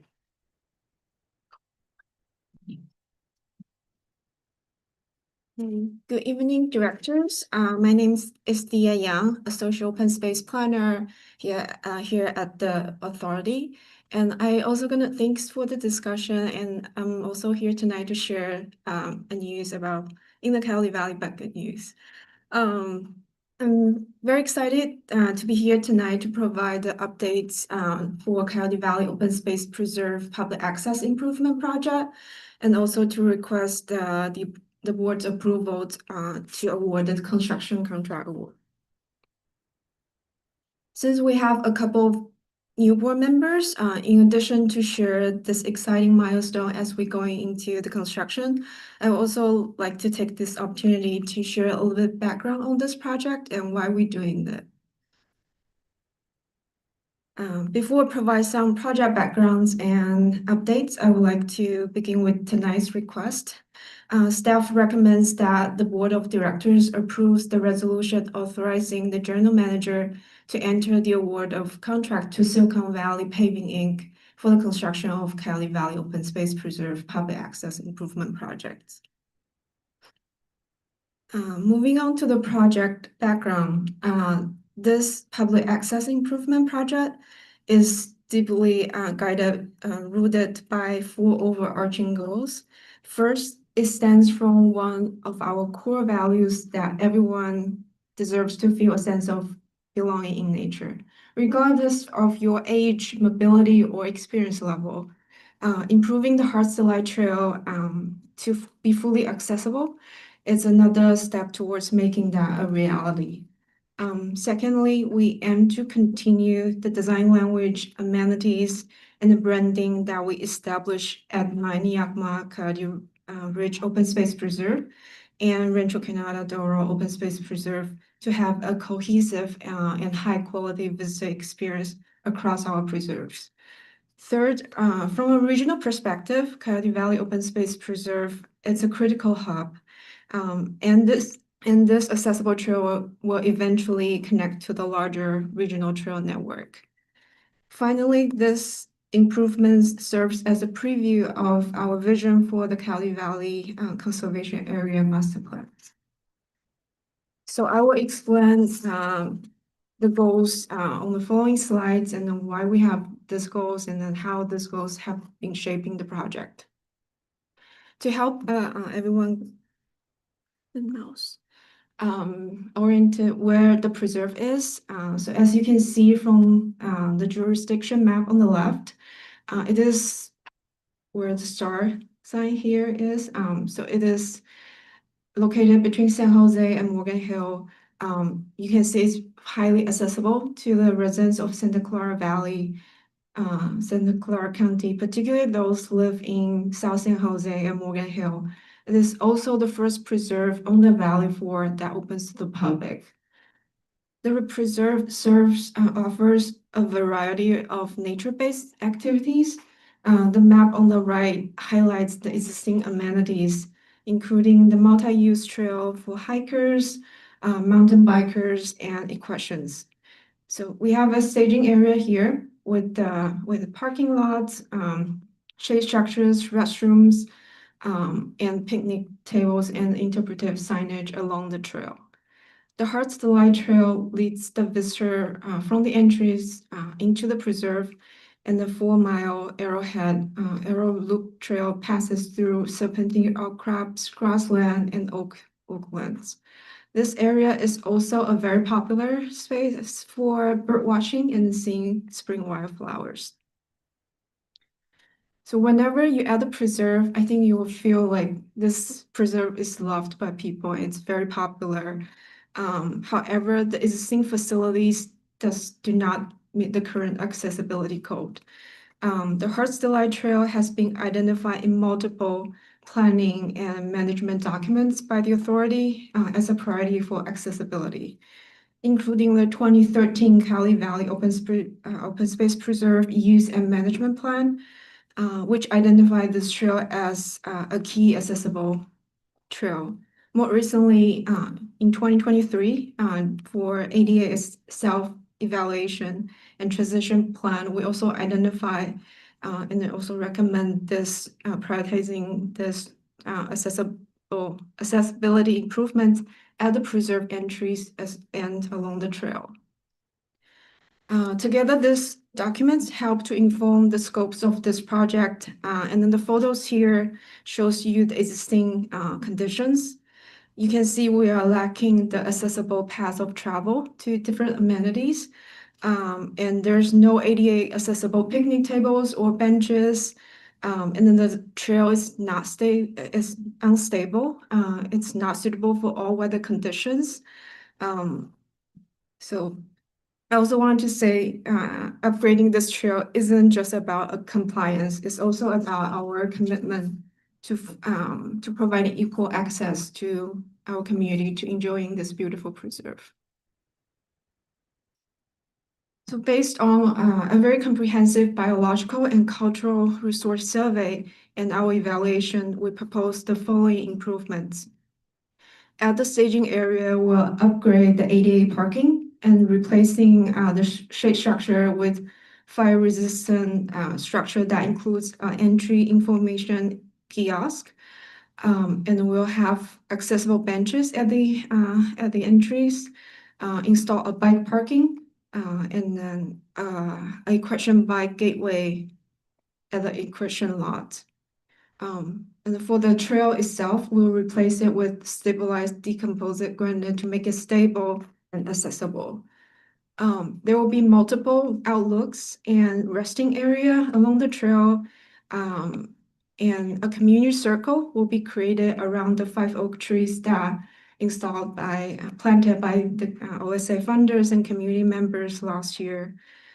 All the resting areas, including the picnic area, will have an interpretive signage, which will turn this the simple sitting area into a live classroom to tell the story of Coyote Valley.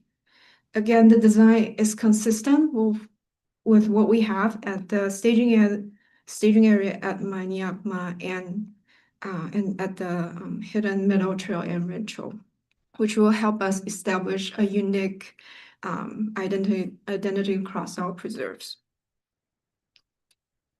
From a regional perspective, Coyote Valley Open Space Preserve identified as a critical hub in both authorities plans and countywide trails master plan. This countywide trails master plan shows the central role of this preserve at this larger regional trail network. Eventually, these accessible trails will be connected to Calero, Santa Teresa, Rancho, Tilton Ranch on the west side, and Maniakma, Coyote Creek Parkway, Addison Lake on the east side, and of course the future trails in CV Camp.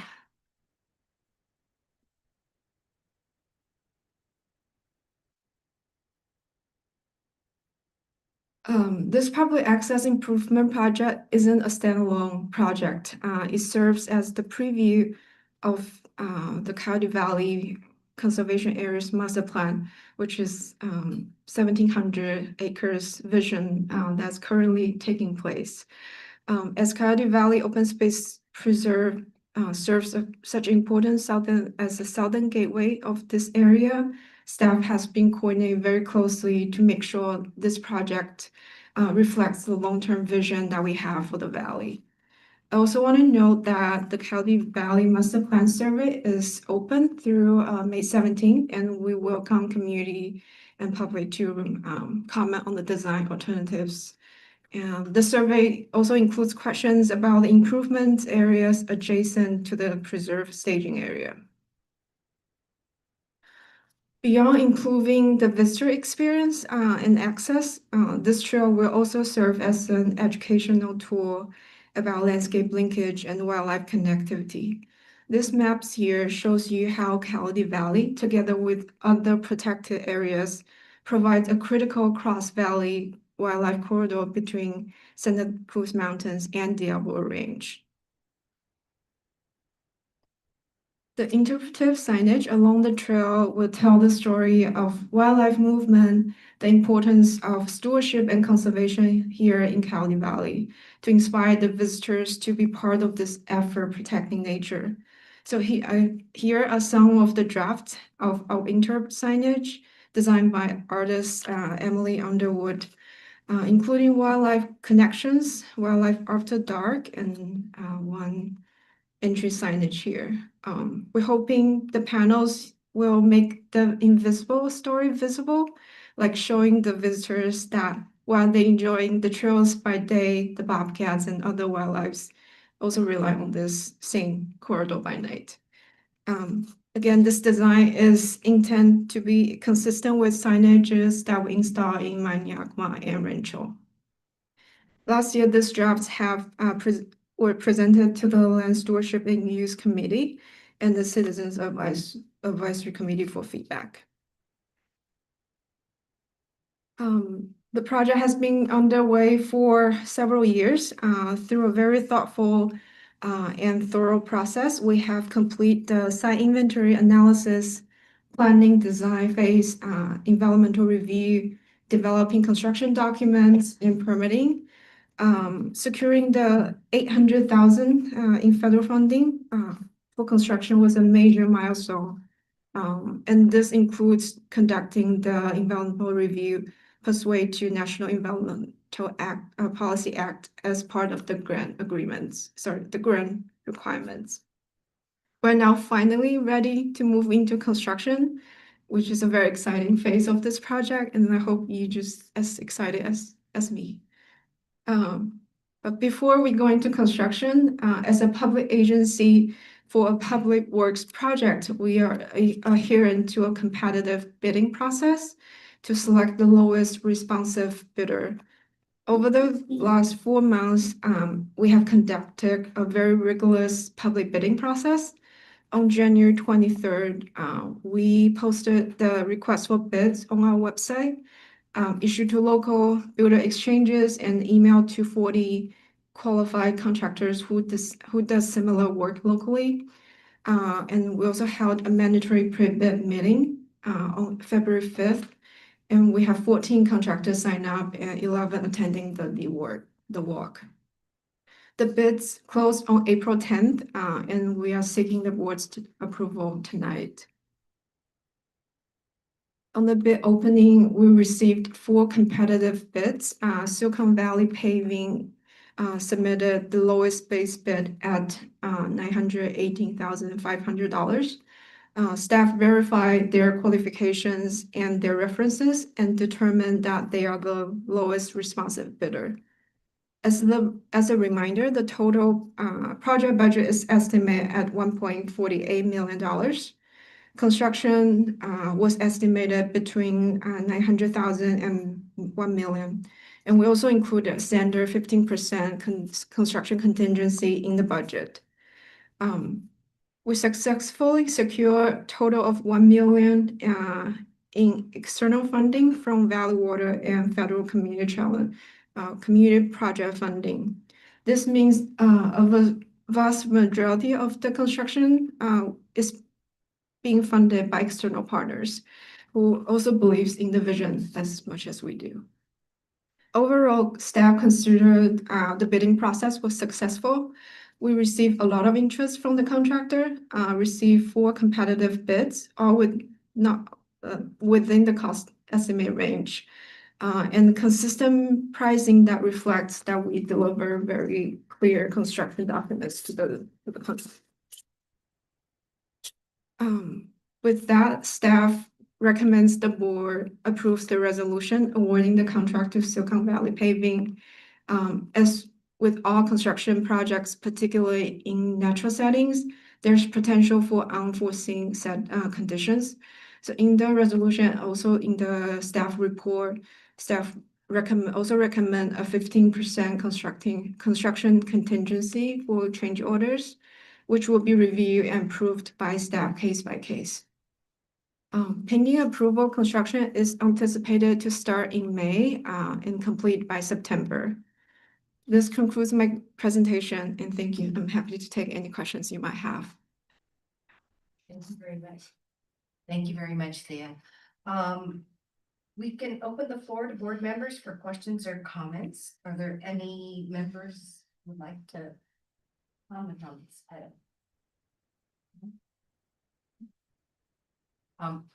I would like to say that I believe that there will be a, what are we calling it? Groundbreaking. Yeah. Yes. A groundbreaking on May 1st. Yes. Yes, groundbreaking ceremony. A lot of people, a lot of our partners being there, and it's very exciting. Yeah. And as somebody who used that trail, the wheelchair, yeah, we gotta improve it. So thank you. Seeing no comments from board members. Oh, Dr. Gill? Yeah. If we need the wheelchairs there, do we have the ADA restroom or anything there? Yeah, actually, sorry, through chair, we also asking the contractor, to upgrade the restroom to meet the ADA, standard as well. Cause I didn't see when you give the presentation, anything, you just ask about the ADA or something. So that's why I'm asking if they have there, then, or you have in planning. Want to be understand. Yeah, it's part of the scopes. Thank you. Mhm. Thank you. Do we have any members of the public who would like to comment on this action, on this item? If there are any members of the public joining us via Zoom who would like to comment on this item, please raise your hand. Or no? I'd like to ask for a motion to approve. Happy to approve. Director Kennett, second.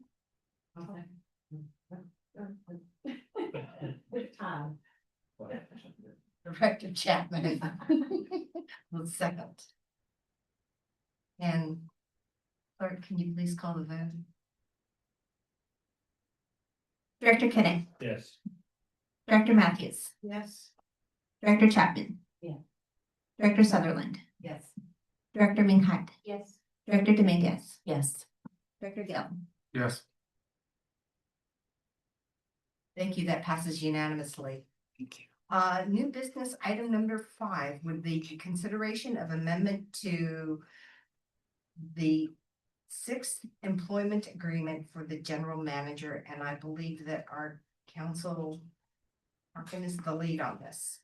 Thank you, Madam Chair. Appreciate it. As you know, you conducted your required annual review of the general manager, and the agency conducted a total compensation study that was completed in March. The compensation study found that the compensation was competitive, but recommended increasing the base salary of the general manager by 2.87%, or $7,305 per year. The part I'm going to walk through right now is required by law, which is we now have to verbally state executive compensation, including benefits, verbally.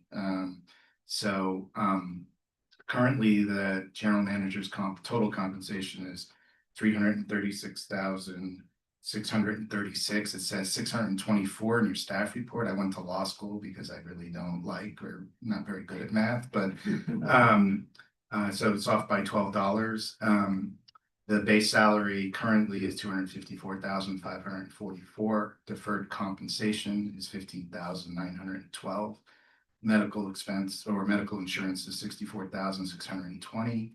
Dental is $1,452, and vision is $108. Those are annual numbers.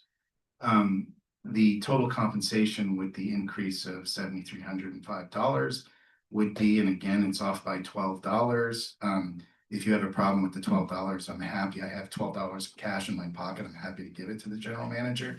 But in any event, the total compensation would be after the increase would be $343,941. So with that, it's for your consideration. Thank you. Any comments from board members? Questions? Can we just verbally have our general manager agree that the numbers, the $12 is okay? from the staff report. My recommendation is not to shortchange the general manager, give her the extra $12 total compensation. So, but the number of $7,305 is accurate in the staff report. So that number hasn't changed, and your resolution as stated is completely correct. Perfect. So I'd like to see if there are any members of the public who would like to comment on this. If there are any members of the public joining us via Zoom who would like to comment on this item, please raise your hand. There are none. Thank you. Do I have a motion to approve this item? Motion. Go ahead. I'll move and pass the hat for the $12. Okay. Moved by Director Kenneth, 1 second. Second by Director Dominguez. And clerk, may we please have the vote? Director Kenneth. Yes. Director Matthews. Yes. Director Chapman. Yes. Director Sutherland. Yes. Director Ming Hyde. Yes. Director Dominguez. Yes. Director Gill. Yes. That passes unanimously.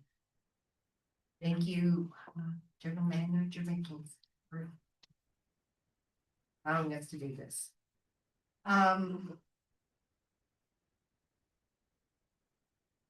Next on the agenda is the committee meeting summary. I believe the Land Use and Stewardship Committee is something that's Director Gaines.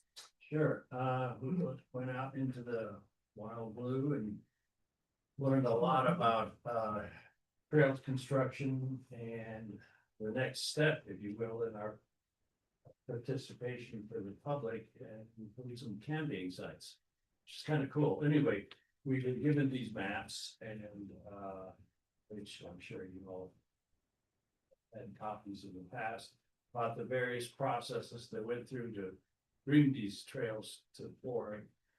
And yeah, you were there, you did a good job in the process. It was quite a bit, and I'm kind of excited to see how this camping process works. It seems to be well planned and everything. The reservation system, I think, will help tell us who the good campers are and who not, because they can get pretty sloppy. As you know, I had spent a lot of my time in Yosemite, and I've seen some pretty ugly results from campers. So I look forward to this, and I really appreciate all that goes through putting the trail system together. So pretty impressed. Let's see who else was there. You were there. I think so. You don't remember. You must have grown up in the '60s. And you were there. Yeah. Any comments from me? Well, I thought it was great, and I'm all for anything and everything that can invite our public to enjoy our public spaces. So it was very carefully explained to us how this would all work. And the vistas were gorgeous, and you could just picture, not me, I can picture other people camping there. Backpacking in and camping, just individually or small groups, not big groups, just small groups, and the magnificence of camping overnight. I have done that, camping overnight without seeing another soul, just doing solo. So I'm excited about this. It was a good tour. Thank you. Bill? Actually, they already explained everything, so I don't think so I have anything to be added, but this is really a great place to go and camping there. Thank you for your efforts, and then really, thank you for explaining, so when I be aware, then you just explain properly, and then I really appreciate for that. Just try to do it, and I'm just fully support that project. Anything else, Director Kenneth? That's it. That's just questions. That's just questions from that or anything you want to add since you were our hostess. Okay. Okay. That's it. Thank you.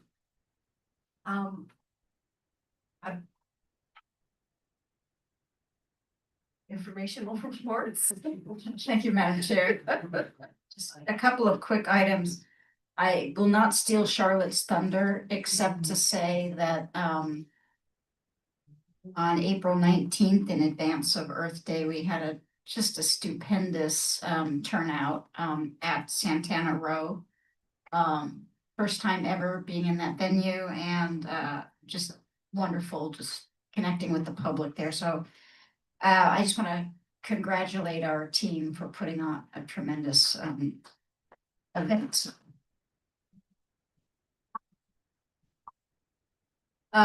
Also in the spirit of Earth Day and Earth Week, next Tuesday on the 28th, Mark and I will be at San Jose State University for, I believe it's a first ever colloquium that is the combined work of environmental studies, land use planning, environmental law, and other departments at San Jose State who are all coming together to talk about the environment and sustainability and the importance of interdisciplinary studies and collaboration around all these kind of emerging issues in our region and in California. So I want to thank Mark for helping us get ready for that. And that starts at 8:30 on Tuesday.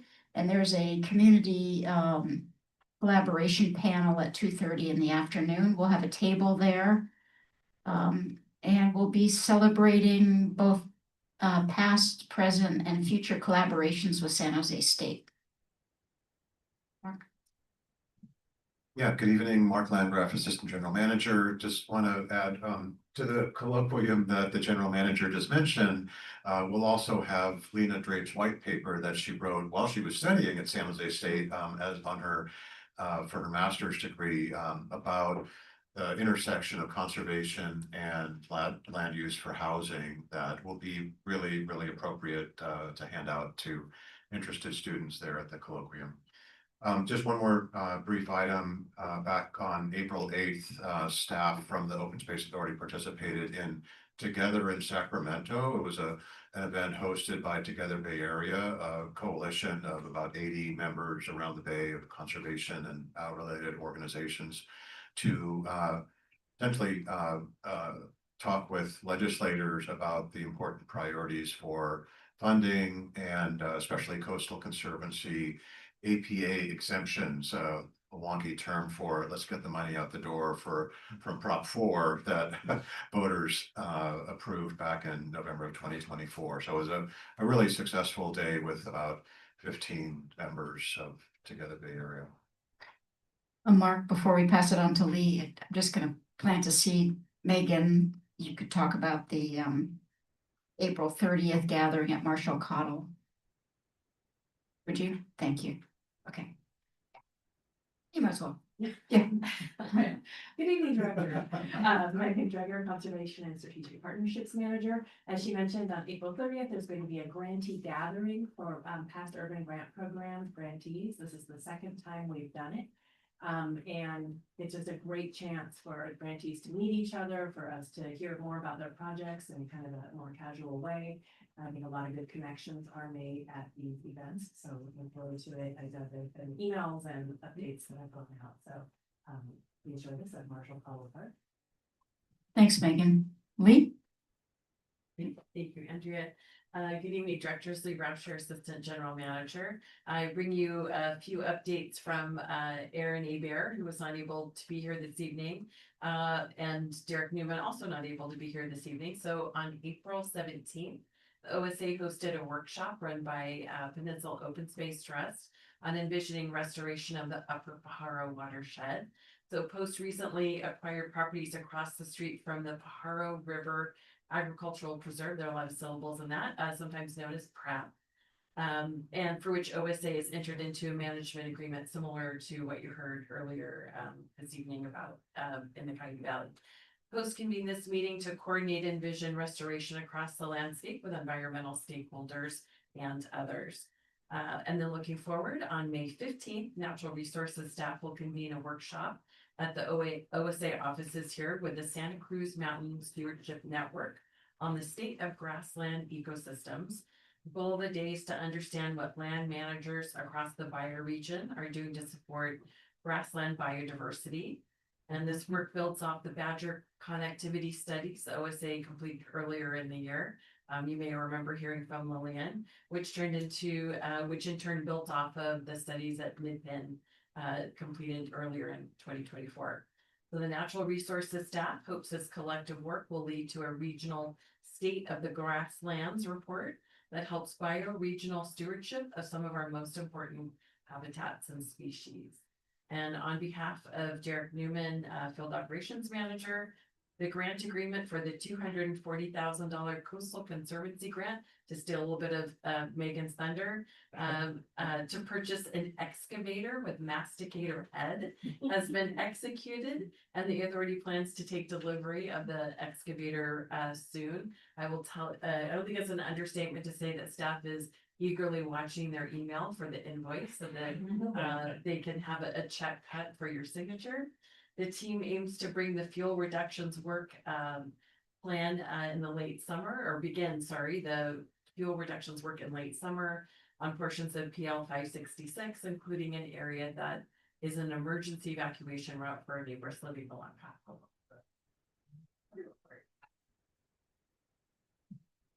I feel like there's gonna be a field trip when that thing gets in action, the masticator to see PL 166 at Rancho.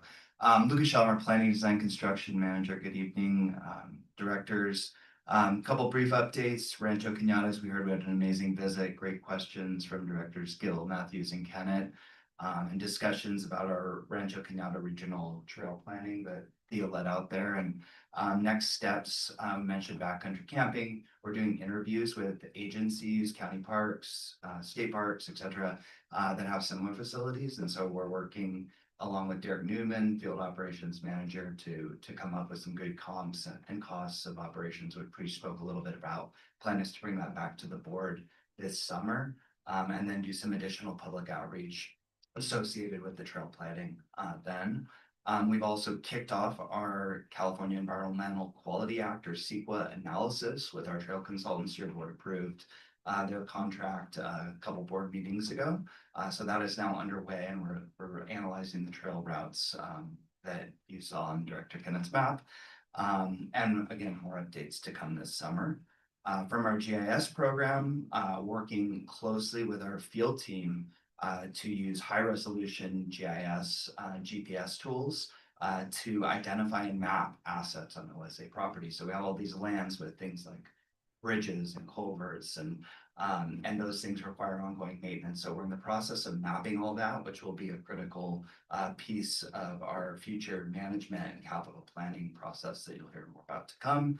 And then finally, Lillian Amaral, Badger Project Manager, attended the Milpitas Earth Day celebration with Mark Landgraf, and shared about the Badger Project there and how to work with that.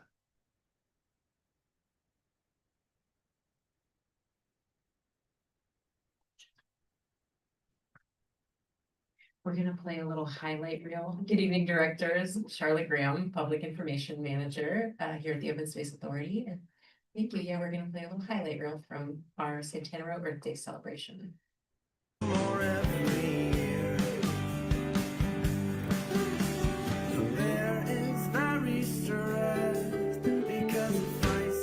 Melting, he'll be homeless. Let's find a way to make ice reappear.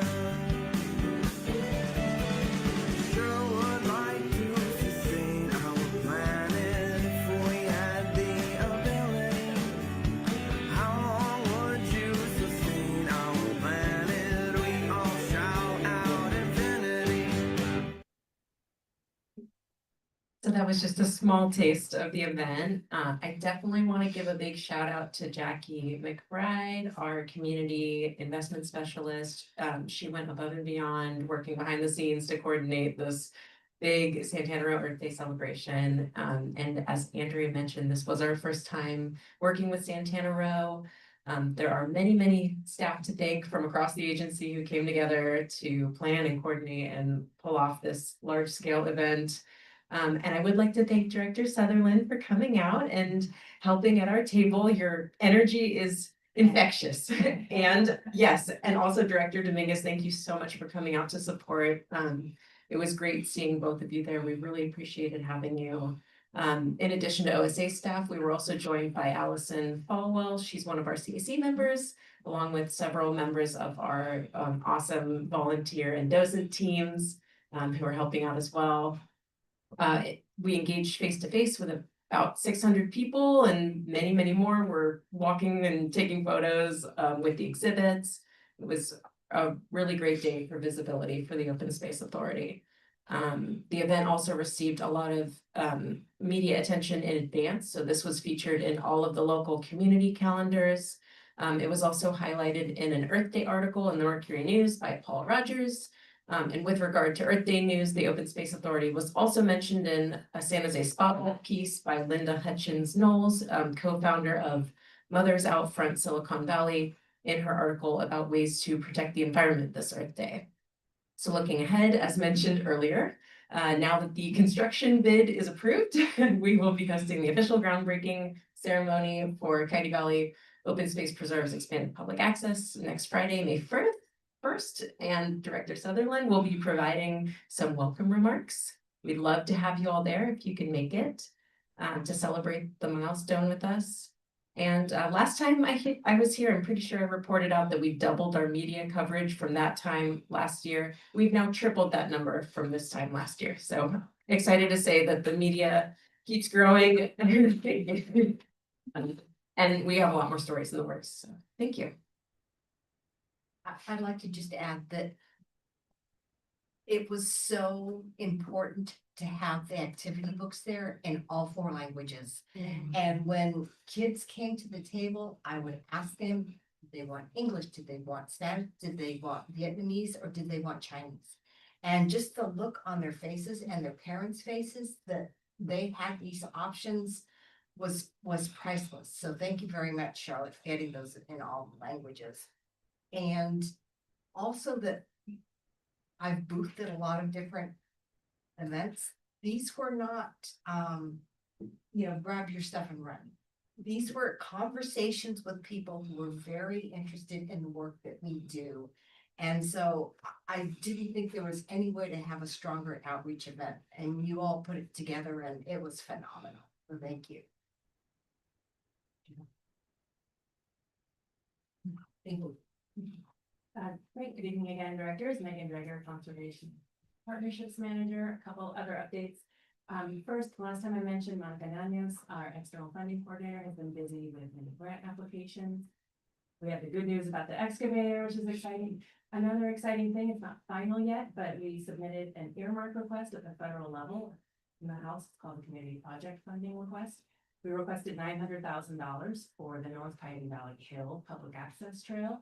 And very happy to report that Representative Panetta chose our project to move forward. So it's not funded yet, but they have a limited number they can choose. And so even getting to that phase is like a really important first step. So fingers crossed that it continues to go through the process. And the second item, oh good, Ivy's already up there, still there, cute. I just wanted to follow up from, of course, we remember the Urban Grant Program Awards, the excitement this year. One of our very recent grantees was featured in the Earth Day segment that we wanted to share. Powering today's generation and the next beyond the indoor classroom setting. Today's Earth Day Festival features an outdoor classroom, rain or shine. And joining us live from Russo McEntee Academy is meteorologist Vianney Arana. Vianney, we saw you a little earlier. It looks lovely out there. And I heard this festival is for the entire family, yeah? It is, Audrey, and I called in the sunshine to make sure these kids got to enjoy all of these activities with a little less rain than what we saw earlier today. And everything is still being set up right now. The Earth Day Festival officially starts at 5 o'clock, but you can already see some of the items going up here. We've got kids out here. We've got the tables being prepped and ready to go. And again, in a beautiful setting. I mean, I can't stop talking about the clouds for a reason. Now, one of the many places and things that they're going to learn about is going to be gardening. And also they have community gardens here where the kids get to grow their own vegetables. Not only that, but in an outdoor classroom setting, they also get to cook what they planted. So here to give us more insight exactly about this event, I know it's the 5th year in a row, is Principal. Hi, how are you, Emmerich? Tell us, I know this is your 5th year. What makes this such an important event for the community? Well, our school's focus is environmental justice and sustainability. So this is our premier event that we have at our school. We treat this like it's the biggest day of the year. And one of the exciting things you were telling me about is that kids are tasked with a project, right? Because we don't just identify problems, we look for solutions. And that's exactly what they did. And I'm looking forward to seeing what they came up with. That's right. Every grade has their own theme. So our 3rd graders were looking at plastic and how to reuse plastic. 5th graders about water pollution. 4th graders about birds and habitats. Every grade has a theme. They all have projects that they work on since about January. So they've put months of work into the projects, and I'm very excited for the parents to see all of the work that they've done in the classes. And speaking of parents, one of the big things with this academy are field trips. And you were just telling me about a new grant that you got that makes those field trips possible. That's right. Field trips are very expensive, and we are very lucky to have secured a grant from the Santa Clara Valley Open Space Authority to fund field trips for the next 2 years. So there'll be free field trips for all the students, 3 field trips a year to all of our wonderful natural spaces in Santa Clara County. And what do you hope that the kids take away the most out of an Earth Day festival? Of course, they've been working on this for days, so this isn't just one day for them either. Yeah, I am very excited for them to share their joy of nature with their family members and to share all their hard work and really connect the nature with their learning with their families. All of those coming together makes it a very special day for everyone. Wonderful. Thank you so much. And of course, the party's just getting started, right? We've got the tables being set up. I can't wait to show you some of the projects that these kids came up with. So make sure you're following me at NBC Vina Arana because we've also got the excitement there. Y por supuesto en español on Telemundo 48 with my co-anchor Orlando. So make sure to join us on Telemundo as well. I'll send it back to you, Audrey. All right, Vienna.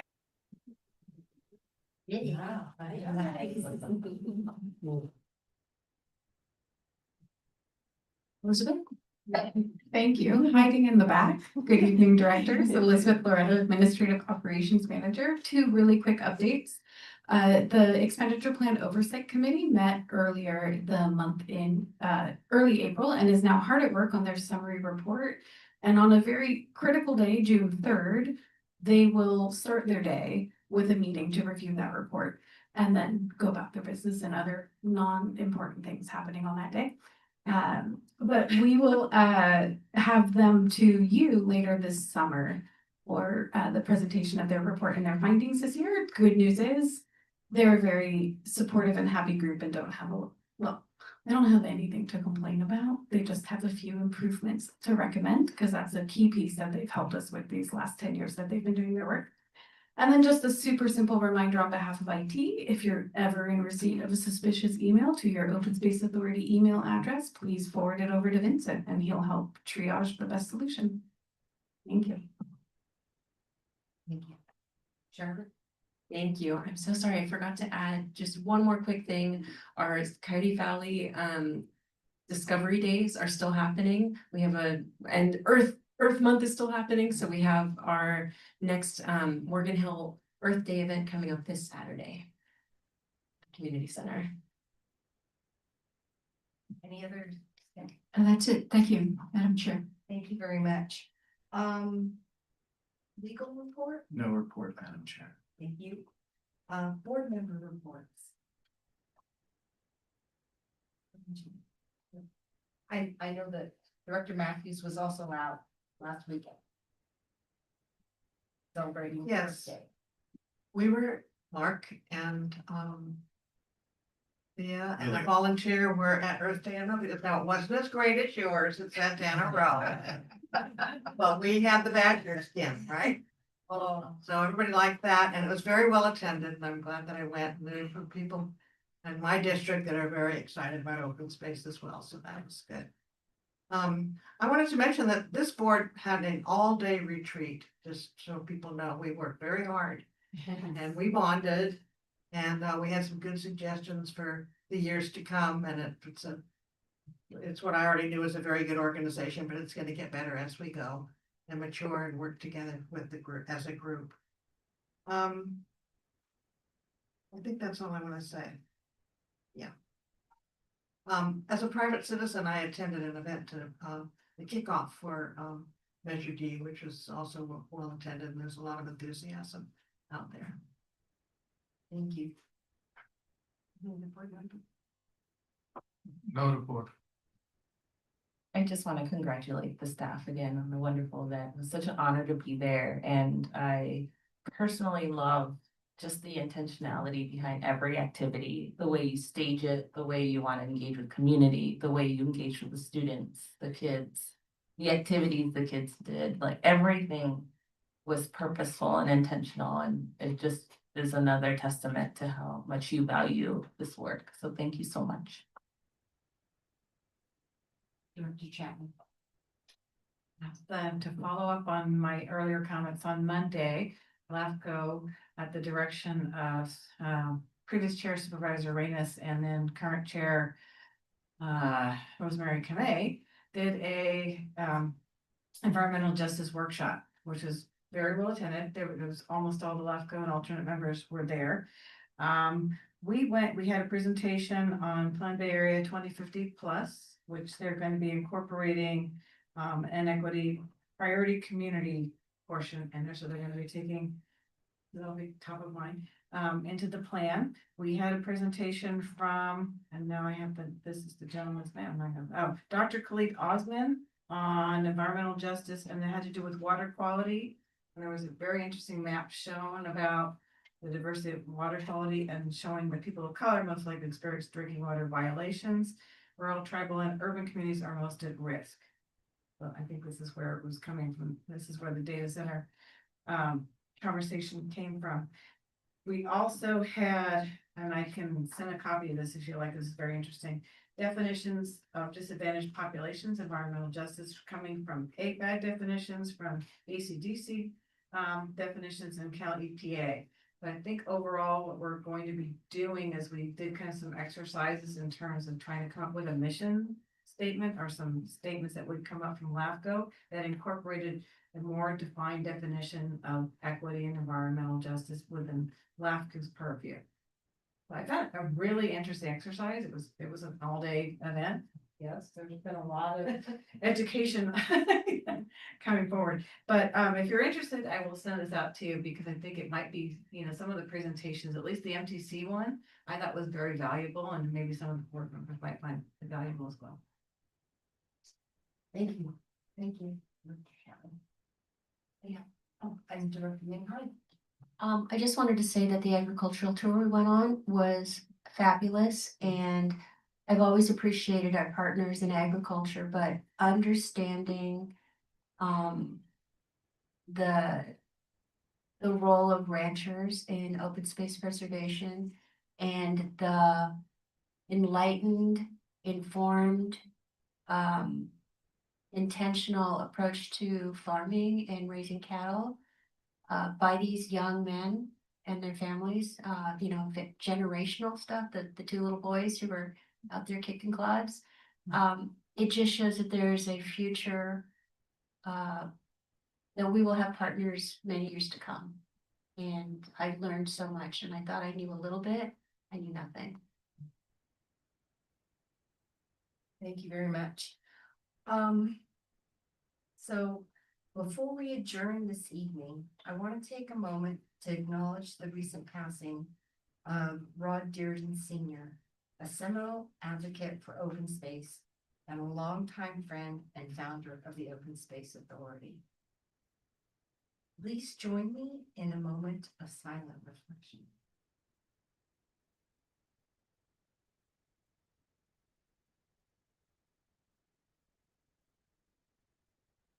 Thank you. And I believe that there is. Hi there. Video. Oh, I was gonna let I play. Oh, okay. It's okay.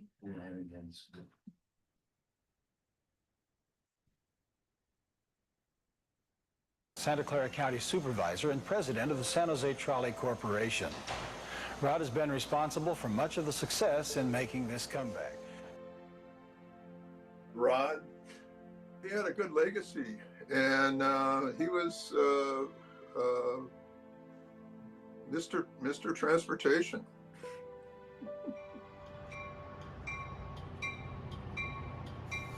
The light rail transit, although they use trolley tracks and the overhead wires, are great huge cars. They're about 2.5 times as big as the little trolleys, and they go much faster, and they're kind of space age technology. While the historic trolleys. I had the honor and the privilege to meet and work for Supervisor Diridon in 1977. I had just graduated from San Jose State, and this was at a time really at the infancy of the transit system in Santa Clara County. This was a time that all of the buses were breaking down. There was no reliability. Nobody was riding them. It was costing too much money. And in came the cavalry with Rod Diridon with his election in 1974, and really began the, changing the direction of our transit system. The first thing Rod wanted to do was to get our county transit program going, and he championed the light rail. He did it kind of in an unusual way. He was very involved in the details of the equipment. He wanted to visit all the factories that made the equipment. I actually think if he had an opportunity, he would have traded his job as a county supervisor for a light rail operator, because I think that's where he got his most enjoyment. I chaired all of the transportation programs in the county for the next 20 years.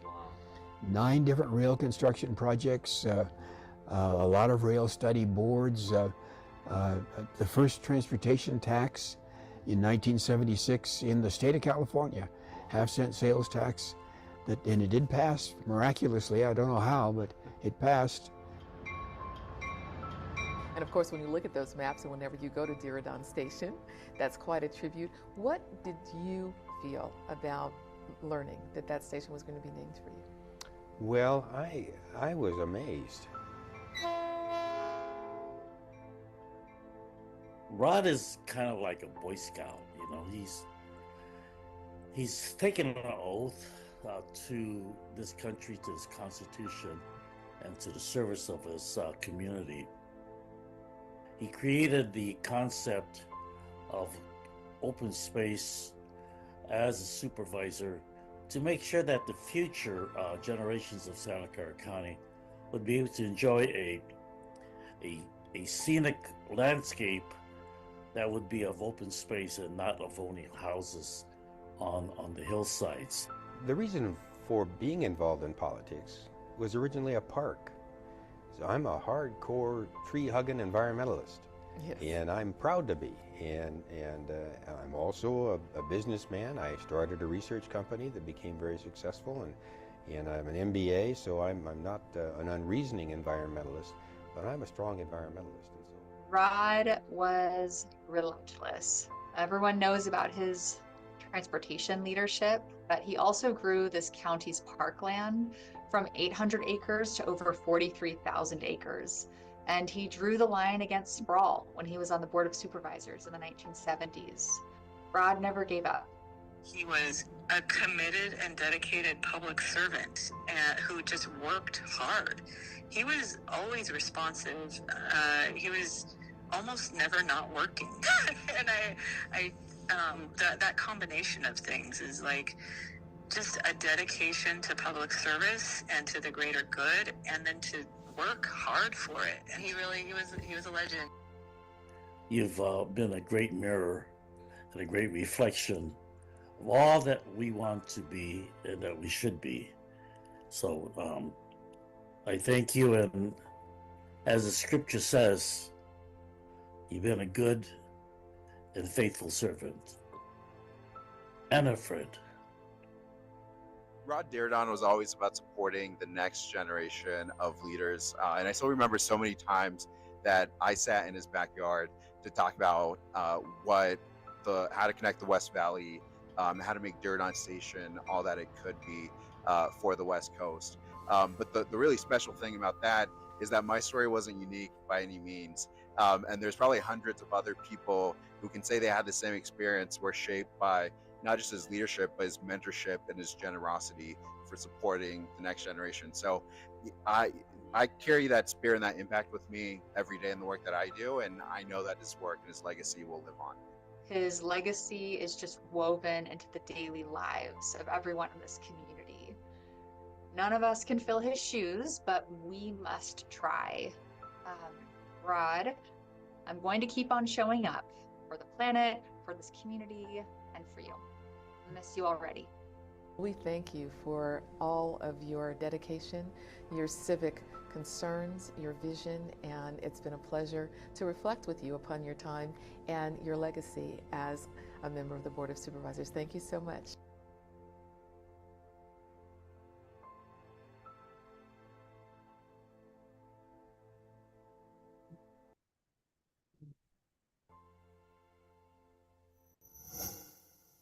Thank you, Ivy. I'd like to open the floor for any reflections and highlights.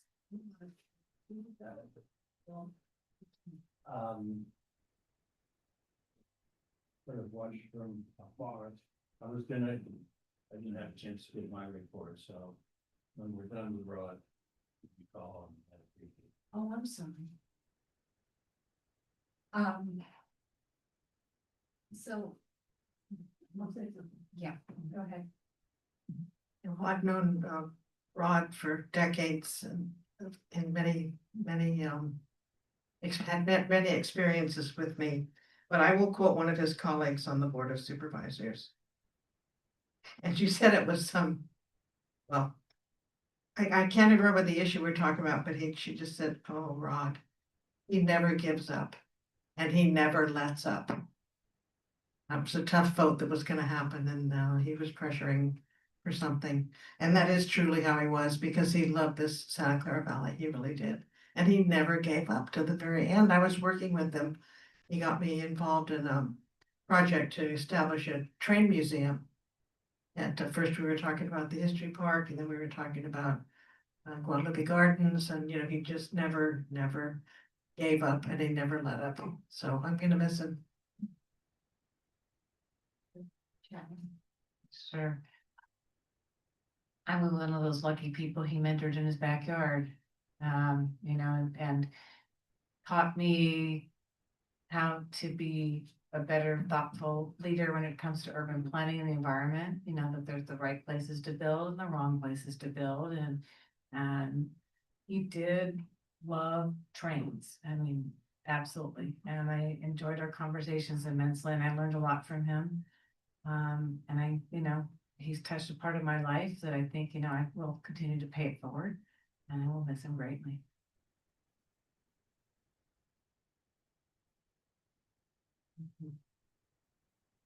So I was fortunate to have met him for the very first time 40 years ago. And my very first time I met him, I didn't know who he was and how important and influential he was. And my first impression was, this is a very nice person. And the one thing about Rod was he was always nice. He was nice when people were looking. He was nice when people weren't looking. And he cared about everyone, regardless of what they did for a living, who they were. And that is the sign of a true gentleman. And if someone said, what is the word you'll use to describe Rod? It's gentleman, gentle, gentleman.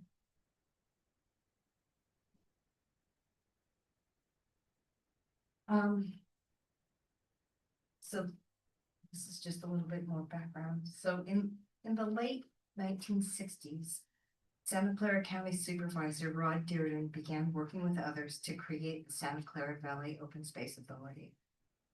Rod enthusiastically supported the idea and the work of the Open Space Authority from the first time Garnetta Annabelle, Virginia Holtz, and Vicki Moore met with him.